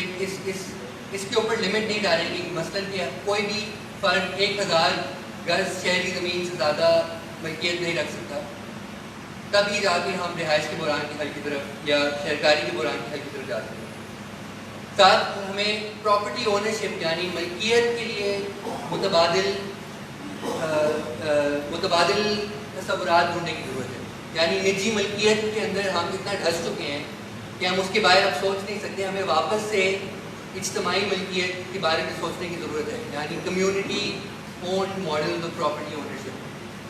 जो कि दुनिया में मुख्तलिफ मुल्कों में उनके साथ एक्सपेरिमेंट भी किया गया है। मेक्सिको में 1920 की रेवोल्यूशन के बाद वहाँ पे कॉमन प्रॉपर्टी के हिसाब से लैंड ट्रस्ट दिए गए, जिसके अंदर पूरी कम्युनिटीज़ को उस ज़मीन की जिम्मेदारी दी गई कि आपने उसका इकोलॉजी का भी ख्याल रखना है, रिहाइश का भी ख्याल रखना है, इंफ्रास्ट्रक्चर का भी ख्याल रखना है, और लोगों को टैक्स रेजिंग पावर्स भी दिए गए उस ज़मीन का ख्याल रखने के लिए। तो हमें इस तरह की निजी मलकियत के मुतबादिल मलकियत के तस्वुरात की तरफ वापस जाने की ज़रूरत है। और आखिर में हमें जो पूरा जो अर्बन डेवलपमेंट का जो हमारा मॉडल है उसको डेमोक्रेटाइज करने की ज़रूरत है। कि ये जो एक चंद जर्नैलों के, ब्यूरोक्रेटों के, मलिक रियाज जैसे लोग के हाथ में हमने अपने पूरे शहर दिए हुए हैं, CDA, LDA जैसे इदारों के, DHA, बैरियर टाउन जैसे इदारों के, उनसे वापस लेने की ज़रूरत है। और ये एक सियासी अमल है कि कोई हमें देगा नहीं लैडर के ऊपर रख के, तो उनसे हमें वापस लाने की ज़रूरत है उस पूरे अमल को डेमोक्रेटाइज। तो ना सिर्फ कि फैसला साजी कौन करेगा शहरकारी के बारे में कि शहर के पानी कैसे इस्तेमाल होगा, रिहाइश किसके लिए बनेगी, कैसे बनेगी, स्पेकुलेशन को कैसे रोका जाएगा, इंफ्रास्ट्रक्चर कहाँ और कैसे बनेगा, बल्कि वसाइल रेज करने के लिए जो टैक्सेशन के पावर है वो हमें वापस बल्दियाती सतह तक लाने की ज़रूरत है। ख़ासकर ज़मीन के ऊपर टैक्सेशन करने के। लोग कहते हैं कि आप कैसे बना सकते हैं पब्लिक हाउसिंग, पाकिस्तान में तो कोई टैक्स नहीं देता, पाकिस्तान में तो सरकार के पास कैपेसिटी नहीं है आवाम के लिए घर बनाने की। वो कैपेसिटी, वो पैसा हमारी ज़मीनों में, जो ये ज़मीनें जो हमारे जो वडेरे, जो हमारे जर्नैल, जो हमारे ब्यूरोक्रेट जब्त करके बैठे हैं, अरबों की ज़मीन, इसका मैंने कहा $700 बिलियन एसेट वैल्यू है पाकिस्तान में शहरी रियल एस्टेट का। उसको अगर आप सही तरह टैक्स करना शुरू करें, उसको आप सही तरह तकसीम करना शुरू करें, तो ना सिर्फ रिहाइश के लिए बल्कि तालीम के लिए, सेहत के लिए, आवाम की बुनियादी ज़रूरियात के लिए हम वसाइल रेज कर सकते हैं। आखिरी सवाल वधूंगा पोइ वरी ऑडियंस का सवाल कंदासीं। मुंहिंजो सवाल वरी बि कॉन्टेक्स्ट में आहे, उन में 2 मिसाल ख़ासि तौर पॉलिटिकल सवाल आहे। त मिसाल असां जेकॾहिं ॾिसूं था पिया कासमाबाद में, त कासमाबाद जा कच्छूं आबादियूं ऐं कासमाबाद जा ॻोठ, हुते काफ़ी रहियो तजुर्बो, त हू जीअं पंहिंजी एवरीडे पॉलिटिक्स यानी जेका बि अर्बन सहूलियात उन्हनि खे जीअं नेगोशिएट कनि था स्टेट सां, पब्लिक इंस्टीट्यूशन सां, उनजी एवरीडे पॉलिटिक्स सां कनेक्टेड हिते आहे पीपल्स पार्टी। यानी हू पैट्रोनेज जे नेटवर्क्स जे ज़रिए ई पंहिंजी एक्सेस कंदा, नेगोशिएट कनि था। अच्छा, इएं कराची में जीअं मां एथनाइज़ेशन जी ॻाल्हि कई, त कराची में ईअं आहे त जेका इकॉनमी आहे उहा एथनाइज़्ड थियल आहे, मुख़्तलिफ़ सेक्टर्स जेके आहिनि एथनिक। हाणे उते जेके माण्हू आहे, मिसाल बशीर खान कुरैशी हो, हुनजी जेका पॉपुलरिटी हुई सिंधी इलाइक़नि में, त हू जेका एवरीडे जेके रिसोर्सिस उनखे नेगोशिएट करण जो हिकिड़ो ज़रियो स्टेट सां जेको एवरीडे पैट्रोनेज बुनियाद ते उनखे हिकिड़ी पॉपुलरिटी मिली। या ई पश्तून लोया जरगा आहे या इन पॉलिटिक्स खे असां कीअं एड्रेस कयूं, केतिरो एड्रेस कयो आहे, या असां कीअं राहबर ठाहियूं, इन ते थोरो तव्हां डिस्कस कयो। सभ खां पहिरीं त जेको पोयों बि सुवाल हो ऐं हीउ सुवाल हिकु लिहाज़ में जेकॾहिं जोड़े ॾिसजंदा आहे, असांजे शहरनि जी बीहेवियर ॾाढी माना डिफरेंट आहे पूरी दुनिया खां। हिते बि इएं कोन थियो हूंदो त हिकिड़ी ॿोली ॻाल्हाईंदड़ माण्हुनि खे 10-10 लख 20-20 लख माण्हू हिकु जॻह तां पटे तां ॿी जॻह ते उछलाया वञनि, ॿी जॻह खां पटे पोइ जेको रेपेट्रे का ॾिसो न त सभु माना इहो हिकिड़ो पंजाब जे अंदरि जेकॾहिं सिख पंजाबी वियो होॾां त होॾां वरी जेको मुस्लमान पंजाबी आहे उन ज़बान कल्चर किथे न किथे उन्हनि जी हिकिड़े मौजूदगी हिते त माना सफ़ा शहर एलियन थी विया आहे असांजी सियासत में तंहिं हूंदे बि वरी बि कम्युनिस्ट पार्टी या जो ॿुधाईंदी आहे त कीअं समाज जेको कुझु सेक्शन्स में हुनजो कमु शुरूआति में रहियो ऐं कीअं वर्किंग क्लास पॉलिटिक्स कीअं हिन जे लाइ मथे जो सूर बणी हुई जेके कॉमन्स जी ॻाल्हि हले थी पई कीअं उहो मज़ाक़त करे बणी करे पंहिंजा हक़ वठंदा ऐं वरी हुन जे ख़िलाफ़ तहरीक जी शुरूआति या ज़ोर पूरो शहरनि जे अंदरि माना अयूब जे ख़िलाफ़ फातिमा बीहे थी शहरनि जी पॉलिटिक्स थी न जेके आम माण्हू सपोर्ट करे पियो तरक़ी पसंदि माण्हू सभु ॾेई आहे इहो बाद में उनखे काउंटर करण जे लाइ जेको आहे सो असां ॾिसूं था त हिकिड़ो इथनिसिटी जी पॉलिटिक्स या नफ़रत जी सियासत खे रियासत वधाईंदी ईंदी आहे छो त सियासत सभिनी जा मसइला हल कोन थी करे सघे रियासत सिंध जे अक्सरियती सिंधी ॻाल्हाईंदड़ अक्सरियती जेकॾहिं माण्हू खे ॾुखियो करिणो अथसि उनखे भरिणो अथसि त पोइ किथे न किथे उर्दू आबादी खे पहिरें ॾाके में बरात हफ़्ता पढ़ायो ॿी ॾाके में लिखान थियो ऐं किथे न किथे हुनखे हक़ ॾिनी आहे ॿी जेको भुटो में आयो हुननि खे महरूमी बि थिए बाद में असां ॾिसूं था त पोइ वरी हिकिड़ी ॿी तरीक़े माउ थी थिए वरी एमपीएम थिए तीअं ईअं असांजा शहर एलियन ई रहिया वकीलनि जी तहरीक में बि सिंध जे अंदरि शुरूआति सिंध खां थी थिए वकीलनि जी तहरीक जी 6 वकील साड़े मारिया विया माना उहो तहरीक सॼो हेठि मथे माण्हू त इहो असां वटि इहो मामिलो ईअं बीठो बाक़ी कीअं सुभाणे इहा पॉलिटिक्स बीहंदी रियासत ईअं ई बीहारींदी हिकिड़ा इलाइक़ा पैकेट्स ॾींदी जमियत जे हथ में हिकिड़ा इलाइक़ा ॾींदी एमपीएम जे हथ में हिकिड़ा इलाइक़ा ॾींदी जेको आहे सो केॾी ठही उज़ेर वारी जो पंहिंजो अमन कमेटी जे नाले में जेका पंहिंजा हिकिड़ो पैकेट्स ठहियल हूंदा आहिनि सभु माफ़िया पाण ठाहींदी आहे रियासत उन्हनि खे ॾींदी ऐं उते हालत इहा आहे कराची जी डिफेंस जे विच में जेके इलाइक़ा आहिनि मस्तर कॉलोनी आहे पंजाब कॉलोनी आहे पाणी कोन्हे को माण्हू का शइ कोन्हे का माना हालत लॻी पई आहे पर केरु पुछे छा जेका जीअं असां वटि ॻोठ में माण्हू सां हालत हूंदी आहे पोइ ॿिड़नि कंहिंखे चवनि कंहिंखे कई जान खान हलो जान खान ॾेई ॾिया कम्युनिस्ट पार्टी तीअं शहरनि ॾे वरी इहो जान आहे इहो वाकई इहा कॉमन जी पॉलिटिक्स असांखे वाकई वापसि आम माण्हू खे वठणी पवंदी आहे इहो जेको प्रोसेस थिए पियो जंहिंमें वरी आम माण्हू मुख़्तलिफ़ ॿोली जा ॻाल्हाईंदड़ माण्हू वञनि था हिक ॿिए सां रहनि था कनि था इहो वर्किंग क्लास जी पॉलिटिक्स आहे जेका वरी बि बाइक जेकॾहिं थींदी नए अंदाज़ सां थींदी लाज़मी उन में माहौल जो पासो बि हूंदो उहो सिर्फ़ु क़ौमी कोन हूंदी उहा सिर्फ़ु तबक़ाती कोन हूंदी उन में औरतुनि जो सुवाल बि हूंदो हीअ कल्ह टियों खां जेके रैलियूं निकिरनि पियूं मां सम्झां थो त इहा आस्ते आस्ते हुनजो कुझु इज़हार थिए थो पियो जेको शहरनि जे लाइ पॉलिटिक्स माना सिर्फ़ु युथ कोन्हे इन सर्च ऑफ पॉलिटिक्स शहर बि पॉलिटिक्स जी सर्च में आहिनि बहिराणी बि पॉलिटिक्स जी सर्च में आहे सॼो डायनेमिक्स जेके असांजा तौर तरीक़ा सम्झण जा बदिलजनि था ऐं ख़ुदि असांखे बदिलाइणा बि पवंदा असां ई नथा करे सघूं था असां सिंधी ॻाल्हाईंदड़ सिर्फ़ु सिंधी क़ौम आहे इहो साॻियो कमु थींदो जेको पाकिस्तान जा हुकुमरान कनि था त हिकिड़ी क़ौम आहे जेका पाकिस्तानी क़ौम आहे सिंध जे अंदरि असां वारिस पंहिंजी जॻह ते ज़रूरु रहिया आहियूं ऐं आहियूं बि पर असांखे क़ौम जी तारीख़ बदिलाइणी पवंदी असांखे सिंध खे घण लिसानी घण सकाफ़ती मल्टीलिंगुअल मल्टी कल्चरल हिकिड़ो ख़ितो करे पंहिंजो मुल्क करे पोइ उन जे लाइ सियासत जे लाइ बीहंदासीं न तॾहिं असां शायदि पंहिंजे शहर बि बचाए विझंदासीं ऐं तॾहिं असां शहर बचंदा बि छो जो समाज जी इहा घणी आबादी जंहिंखे ख़बर आहे ठीकु आहे असां हिकिड़े दौर में शर्त रखियोसीं त बाबा अयूब जेको आहे 60 जे ॾहाके तमामु घणी आबादी करे शहर में कराई तंहिंजे करे असां वटि उन दौर जे सुञाण माण्हू क़ौम परस्तनि तरक़ी पसंदि सभिनी वेही जो 54 खां अॻु जेका बि धारी आबादकारी आई उहा असां आबादी थी उहा क़बूल आहे बाद में असां हुनखे ॾिसंदासीं इहो हल आहे असांजो इहो कमु कोन्हे त कंहिं सां वञी विड़ूं औरत खे औरत जे साम्हूं बीहारियूं वरी चऊं औरत जी दुश्मन हूंदी आहे मर्द जो कहिड़ो ॾोह अहिड़े क़िस्म जो असांजो असांखे कोन थी जुगाए असांजो कमु इहो आहे त असां हिननि ई हराम खोरनि ते लिजिटिमेट हिकिड़ी पूरी फुलट खे जाइज़ बणाए छॾियो आहे उन्हनि ते दबाव विझी वर्क परमिट जो को मामिलो बीहारियो त बाबा हिते किथे त क्राइटेरिया जोड़ियो न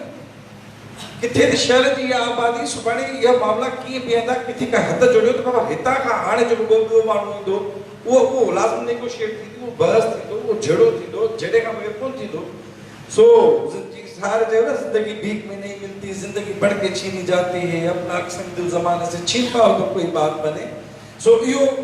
वापसि असांखे करिणो पवंदो जॾहिं असां वर्क परमिट जो मामिलो बीहारियो प्रॉपर्टी राइट्स उन्हनि खे जेको ॿाहिरो माण्हू चए थो प्रॉपर्टी राइट्स न हुजनि उनखे वोटिंग राइट्स न हुजनि त पोइ मां सम्झंदो त इहा असांजी पोइ वेड़ बीहंदी आहे मक़ामी माण्हुनि सां मक़ामी सवालनि ते पाणी जे सवाल ते रस्ते जे सवाल ते अस्पताल जे सवाल ते तॾहिं बीहंदी जॾहिं असां उन्हनि जी ॿोली बि सम्झूं उन्हनि जी ॻाल्हि बि सम्झूं असांजी सम्झनि मां सम्झां थो की कुझु ॿ टे ॻाल्हियूं हुयूं सिर्फ़ु हिकिड़ी ॻाल्हि आख़िरी त पोइ दफ़े बि जेको सेशन ख़तमु पियो थियो हुन में बि इहा ॻाल्हि पई यादि आहे बसि असां न हीअं रहियासीं असां न हूअ रहियासीं सियासत कहिड़े दौर जी नौजवान खे तबाह करे छॾियो थियो हुयो पर जेकी ही अञा सनागर ॻाल्हि पई सियासत तव्हांजे घर में घिड़ी ईंदी घिड़ी आई आहे अटे जी क़ीमत में गेह जी क़ीमत में तेल जी क़ीमत में उहा घिड़ियल आहे असां सां घिड़ी आहे माना ईंदी बात में कोन तंहिंजे करे जेकी सियासत खे सुभाणे मां सियासत न कयां अमार न करे को ॿियो माण्हू न करे मसलो न करे तव्हां सभु न कयो को बि कंहिं ॿिए जे करे सियासत न कयो को बि इहो तव्हांजे पंहिंजे जीअण मरण जो फ़ैसिलो आहे ऐं सियासत खे गार न ॾियो इहो बि हिकिड़ो जेको करे थो न ईअं त यार मूं खां हिकिड़े 10 साल सियासत चकर ॾेई छॾिया अड़े सिंध जी 72 सैकड़ो आबादी टे वेला बोनी कोन थी खाए या सभिनी जी खाए इनकलाबी सियासत कई तंहिंजे करे थी लोड़े छा सिंध जी माण्हू खे न पाणी आहे न सिहत आहे नेस्ले $1 अरब सालानो कमाए थो वञे तॾहिं मुंहिंजा मालिक सां जंहिंजी ॻाल्हि पोइ हर थिए थी असां सियासत कई इन करे था लोड़ियूं छा न कई आहे इन करे लोड़ियूं था सही सियासत न कई आहे इन करे लोड़ियूं था सियासत खे पंहिंजी निंदे थो सियासी तजुर्बे खे निंदे थो उनखे चओ बाबा बाबे बि तकलीफ़ में टीवी में मरियो सियासत कोन्हे कई उन अभ्यास करो महिरबानी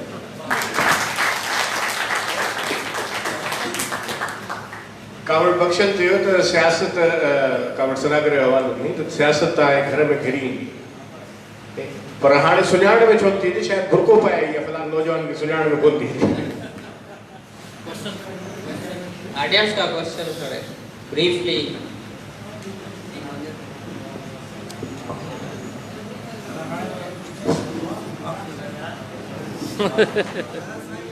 मुझो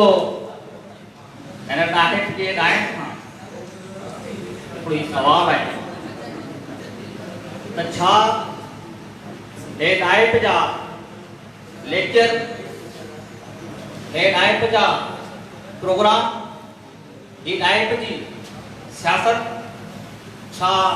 हिननि बंद कमरनि ताईं रहंदी हिननि खूबसूरत स्टेजन ताईं रहंदी या हीअ डायरेक्ट असांजे समाज खे ही माण्हू बदिलाए सघनि था या हीअ डायरेक्ट हितां खां ॿाहिरि निकिरी उहे माण्हू जेके गुरबत जी लकीर खां बि हेठि पंहिंजी ज़िंदगी गुज़ारीनि था असां उन ॻोठनि में विया आहियूं ऐं शहरी आबादी चापू जहिड़ा इलाइक़ा हूंदा आहिनि जिते इंसान कसम परस्ती वारी ज़िंदगी गुज़ारे थो जिन माण्हुनि खे पंहिंजे इंसानी हुकूक जी ख़बर न आहे छा अहिड़ा ख़ूबसूरत नज़रिया छा अहिड़ा ख़ूबसूरत फ़िक्र छा अहिड़ी ख़ूबसूरत ॻाल्हियूं जेके असांखे मुश्किल सां सम्झ में अचनि थियूं छा असां पंहिंजी हेठि तबिके खे सम्झाए सघूं था ऐं का नई तब्दीली आणे सघूं था हिकिड़ो इहो सवाल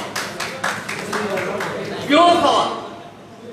कहिड़ी रिश्ते में थी वियो त कर्मो सवाल वारो न मिलियो सवाल कहिड़ी रिश्तेदारनि खां इहो मुंहिंजो हो त कंहिं दोस्त चयो त यूनिवर्सिटी जा उस्ताद उते सियासत असांखे करणी कोन था ॾियनि या त असांखे ॿाहिरि कढियो थिए हिते हिकिड़ो सवाल आहे छा तव्हां यूनिवर्सिटी जे उन उस्ताद खां पुछो त हू रियासत जे अॻियां केतिरो बाउंग आहे असांजे रियासत में बि रियासत आहे जॾहिं इर्शाद रांझानी क़तल थियो हो ऐं मुराद जा नोटिस वरितो हो असांजे रियासत जा कारंदार जेको सो मजबूर हुआ तव्हां ॿुधायो इन रियासत जे पोयां कहिड़ी रियासत जेको सीएम जहिड़ो माण्हू मजबूर थी सघे थो त असांजे यूनिवर्सिटी जो उस्ताद फ़क़ति पंहिंजे बच्चे जो पेट गुज़र करे थो नंबर टियों सवाल जेके असां मोहन जे तड़े जे तहज़ीब जा वास सनायूं था जॾहिं यूरोप सॼो मुंदाए खंड में हो ऐं असां वटि ख़ूबसूरत शहर ठहियल हुआ उहो कहिड़ा सबूत हुआ जो अॼु असां तमामु पुठिते रहिजी विया आहियूं महिरबानी सवाल वठी वठूं सभु हलो मेरा सवाल अमार से है कि एक कंसेप्ट है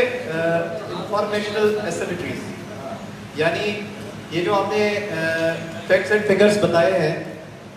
ये अमूमन ये नॉलेज जो होती है ये एक्सपर्ट्स के पास होती है, रियासती एक्सपर्ट्स के पास,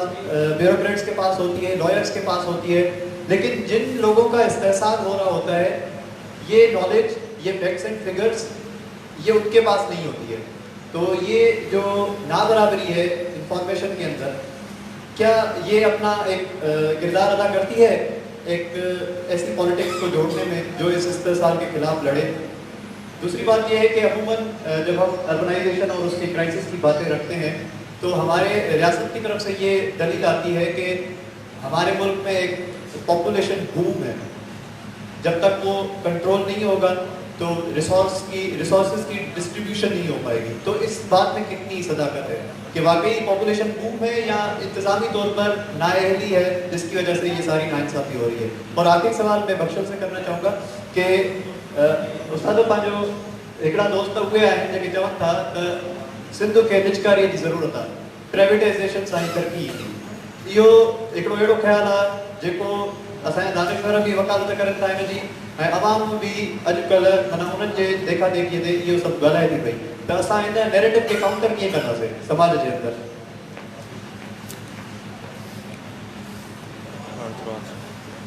मुझे सवाल मुमकिन आहे टॉपिक खां वठी वञे पर कामिल बख्श ब्लॉक में इने ते कुझु ॻाल्हायो उन हिसाब सां हिन वक़्तु जेका मौजूदा सूरत हाल आहे किथे में ख़ासि तौर ते त हिकु तरफ़ जेको आहे हाली आबादकारी अॻ में वठी आहे वरी हाणे बि जेके आया आहिनि अफ़गानी उन्हनि खे कार्ड अलाट कंदो इहो ठीकु आहे, हिन ते माण्हू रिएक्शन बि आयो ऐं उन खां अलावा तव्हां खां त असांखे मतिलबु ऐलान कंदो आहे जेको आहे उहो जेके बिराजी ज़मीन आहिनि उहे तकरीबन हारियुनि में उहा अलॻि आहे, उहा पंहिंजी चाहे सॻाल आहे उन्हनि में अक्सरत मथे तबिके जी आहे, अक्सरत बल्कि न 100 मां 100 सैकड़ो मथे तबिके जा में जनरल ऐं एक माण्हू आहिनि या ढाई ज़मीन आहे पर आहिनि हारिया ठीकु आहे। ऐं ठीकु आहे थिया त जेको आहे ओवर पॉपुलेशन वधंदी आहे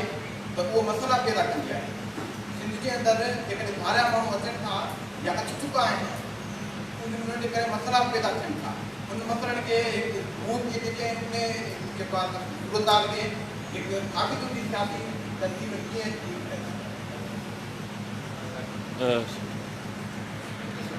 सर जेको वक़्त जी नज़र रखंदे थोरो उथी वेझो ऐं ॻाल्हि करणु चाहींदुसि जीअं त साईं बहिराण बीठो आहे, न को मुंहिंजो को ज़ाती मफ़ाद आहे, न को मूंखे तारीफ़ करण जी ज़रूरत बि आहे। ऐं पोइ सेक्शन में जीअं हिकिड़ो जेको जज़्बाती नौजवान अची वियो त हुन चयो भाई प्रोग्राम ते न को ॻाल्हियूं आहिनि ॿियो कुझु कोन्हे। मूंखे हुते अयाज़ जी सिट यादि आई त हिकिड़ो माण्हू लख थिए थो जेको सच चवे थो, हिकिड़ो सच त थियो न ऐं हिकिड़ो हिकिड़ी अहिड़ो समाज जंहिंमें रहूं था जंहिंमें को माण्हू कुझु नथो चए। ऐं हिकिड़े अहिड़े सेशन में आयुसि जिते सचनि मौज़ुनि ते सचूं गुफ़्तगू थी वई, जिते पाकिस्तान आर्मी पाकिस्तान फ़ौज ते ॻाल्हाए वियो। तव्हां ॿियनि प्रोग्राम में ॾिसो किथे थी ॻाल्हि थिए, कम से कम एतिरी हिकिड़ी एप्रिसिएशन त ॾियणु खपे, रॻो सभु बकरियूं बूथ काढी ईअं न आहे। सुठो सुठो माण्हू सर मुंहिंजो सुवालु आहे जीअं तव्हां उमरकोट सां तालुक़ु रखां थो, सिंध यूनिवर्सिटी में पढ़ां पियो, साईं बख्शल सां मुंहिंजो सुवालु आहे त जीअं सबबनि ते ॻाल्हि कई वई त ऑर्गनाइज़ेशन जो सबबु कहिड़ा आहिनि त ऐं मुंहिंजो हिकिड़ो तव्हांजो ज़हन आहे त हिकिड़ो नौजवान बि वॾो किरदारु पैदा करे थो। जीअं आउं हिकिड़े ॻोठ में रहां थो ऐं ॾिसां पियो त हुते पढ़ां पियो, हुते त सफ़ा नमूनेबाज़ी लॻी पई, न को वधेरो रहण थो ॾिए, लाइट कोन्हे, हर का सहूलियत कोन्हे। ऐं ॾिसां थो त कुझु न कुझु हैदराबाद में वाक़ई सही कुझु कोन्हे, हर ॻाल्हि सही कोन्हे पर कुझु फ़ीसद सही ॻाल्हियूं आहिनि। तंहिंजे करे जॾहिं आउं पढ़ां थो मुंहिंजे जहिड़ा हज़ार नौजवान पढ़नि था, उहे वरी अची पंहिंजी फैमिलीज़ खे शिफ्ट करनि था। छा इहो हिकिड़ो सबबु कोन्हे अर्बनाइज़ेशन जो? सर मुंहिंजो सुवालु इहो आहे बिशारत अर्बनाइज़ेशन जेका थी तव्हां जेको सभु ॿुधायो त उन में सरमाएदारी जेको बि सिस्टम हुयो जेके बि हुया उनजे करे आहे, पर छा किथे कॉन्फ्लिक्ट्स रिलीजन ऐं रियासत जो आहे या न आहे उनजे विच में? इहो सुवालु आहे। ॿियो इहो अदा जेको हिते वेठो हुजे सुवालु कयो उनखे मुंहिंजो हिकिड़ो जवाबु नंढिड़ो जवाबु इहो आहे त हुन चयो जेके शागिर्द अचनि था पढ़नि था उन्हनि में तब्दीली अचे थी या न। त मुंहिंजो पर्सनल एक्सपीरियंस इहो आहे त आउं जॾहिं 2017 में दाख़िला थी शोबे में त ऐं अॼु मुंहिंजो 3rd ईयर आहे ऐं आउं सम्झां थो त मूं केतिरी तब्दीली आई आहे। इहा भुल न हुजे सिंध यूनिवर्सिटी जे शागिर्द में तब्दीली नथी अचे, हर शागिर्द में तब्दीली अचे पई, उनजी शौरी तब्दीली थिए पई। त इहा ॻाल्हि आहे। अच्छा न मूं तव्हांजो सवाल कोन सम्झो, तव्हां मतिलबु वेस्ट जे बारे में ॻाल्हाए रहियो? ये तव्हां ॻाल्हि कई जेका सरमाएदारी जेको बि तव्हां ॿुधायो जेको शीं चई तब्दीली थी आहे ट्रांजिशन थी आहे त मुंहिंजो सवाल इहो हुयो छा हिन जे पोयां रिलीजियस ऐं रियासती जेको कॉन्फ्लिक्ट्स आहिनि हिन ॾिसो उहो मतिलबु जेको वेस्ट जो त उहो त असां क्लासिस में बि असां डिस्कस कंदा रहंदा आहियूं तव्हां काफ़ी दफ़ा ॿुधो हूंदो जेको वेस्टर्न डेवलपमेंट तव्हांखे ॿुधाई मतिलबु it was all about Protestant reformation जेका हुई प्रोटेस्टेंट रेफॉर्मेशन जो बेसिकली कमु इहो हुयो त हू इकोनॉमिक्स खे स्टेट खां अलॻि करे जेका ॻाल्हि रिलीजन जी थी वई न त मतिलबु रिलीजन खे पॉलिटिक्स खां अलॻि कयो वञे बेसिकली इकोनॉमिक्स खे पॉलिटिक्स खां अलॻि कयो वियो जेका मेडिवल पॉलिटिक्स हुई उन खां इकोनॉमिक्स खे अलॻि कयो वियो उन खां पोइ मतिलबु ही तव्हांजो ब्याज जो जवाज़ जेको थियो या ही मतिलबु जेको मतिलबु अर्ली मॉडर्न कैपिटलिज्म हुयो मर्चेंट्स कैपिटलिज्म पोइ आहिस्ता आहिस्ता ही जेको मॉडर्न कैपिटलिज्म आहे इहो डेवलप ई ईअं थियो प्रोटेस्टेंट रेफॉर्मेशन नतीजे में या न थिया शायदि डेवलप कोन थी सघे शायदि तव्हांजो सवाल इहो ई हुयो या कुझु ॿियो सर आगे का सवाल एक तो इंफॉर्मेशन एसिमेट्री के ऊपर था तो बहुत गहरा ताल्लुक है इंफॉर्मेशन एसिमेट्री का इस पूरे एक्यूमुलेट जो डिस्पोजेशन का जो अमल है उससे अभी हमारी एक साथी कॉमरेड साथी हैं आयशा जो लाहौर में LDA सिटी के ऊपर रिसर्च कर रही हैं मेरी उनसे काफ़ी तफसील में बारे बात हुई है कि LDA का जो लैंड एक्विजिशन का प्रोसेस था उन्होंने जाके उसको रिव्यू किया और वहाँ पे जो देहाती थे जिनकी ज़मीनें ली थी उनसे जाके पूछा तो जो सबसे जो उसको साफ चीज़ नज़र आई कि लोगों को अंदाज़ा ही नहीं था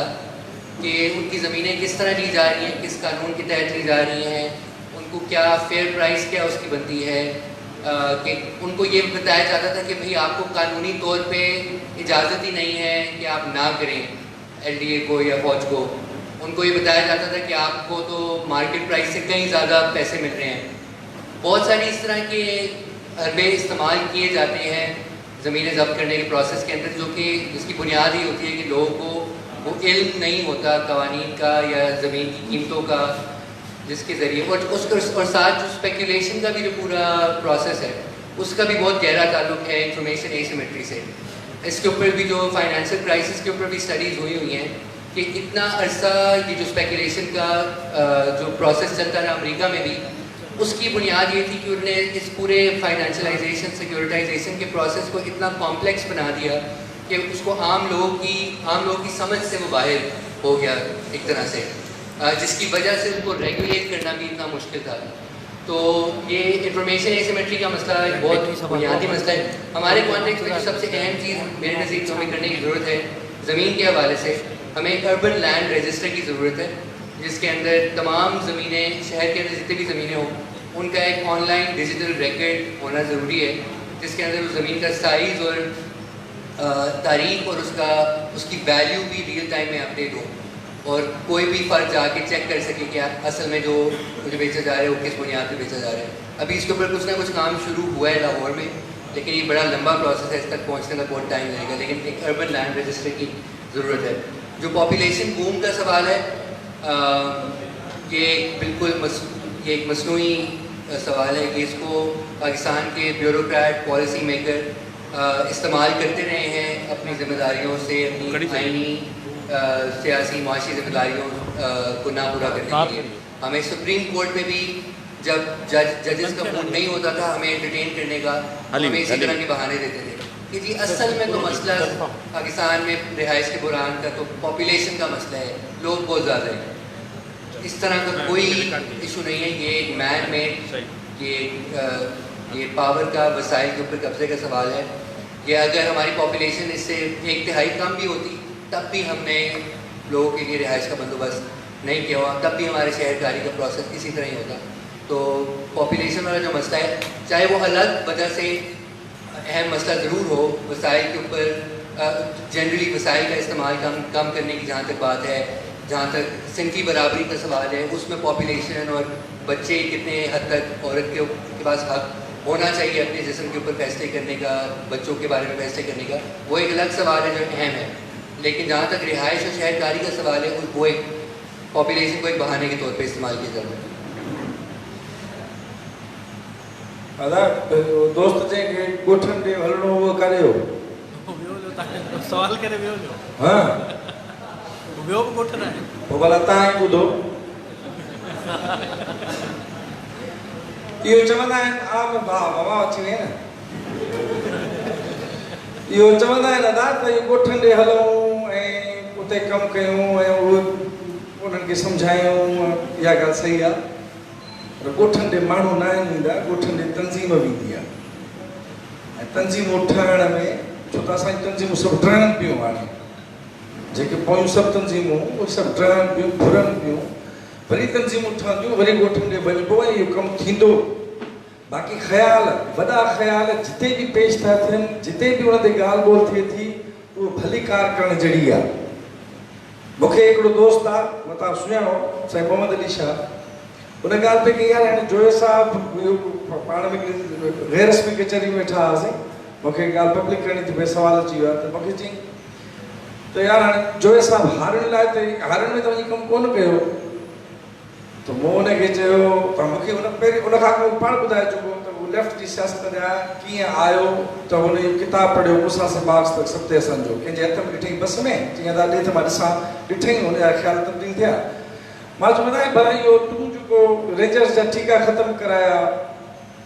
ठीकु आहे बछिए जा ऐं महाणनि खे वापसि ॾियाराई महाणनि जे लाइ तो जेको कमु कयो तूं कीअं करे वएं तोखे माना लाड़ वारो केरु हो इहो सत्यसन जा ख़्याल थो पढ़िया सत्यसन कॾहिं माण्हू ॾे वियो छा मीर भरण ॾे न ख़्याल ईअं विढ़ंदा आहिनि ख़्याल माण्हू ठाहींदा आहिनि ऐं माण्हू वञी मज़लूम ऐं मरकुम सां बीहंदा आहिनि ईअं जोए बीठा आहिनि ऐं उहो माण्हू बीठा बाक़ी लाज़मी तौर ते अदा हिते जेके शागिर्दनि सां पढ़ियल लिखियल माण्हुनि सां ॻाल्हाए पोइ त हीअ ॾुखिया इस्तिलाह बि असां इस्तेमालु करे वेंदासीं पर जॾहिं ओवर पॉपुलेशन ते असां ॻाल्हाईंदासीं वांधो आहे पंहिंजी वॾो मुस्लिम माण्हू हीअं पर जॾहिं हारी ॾे वेंदासीं त पोइ माऊ वारी ॿोली ॻाल्हाईंदासीं बाबा बात हिकिड़ो आहे हथ ॿ आहिनि हथनि सां असां चांद वरी ठाहे सघूं था सिर्फ़ु भला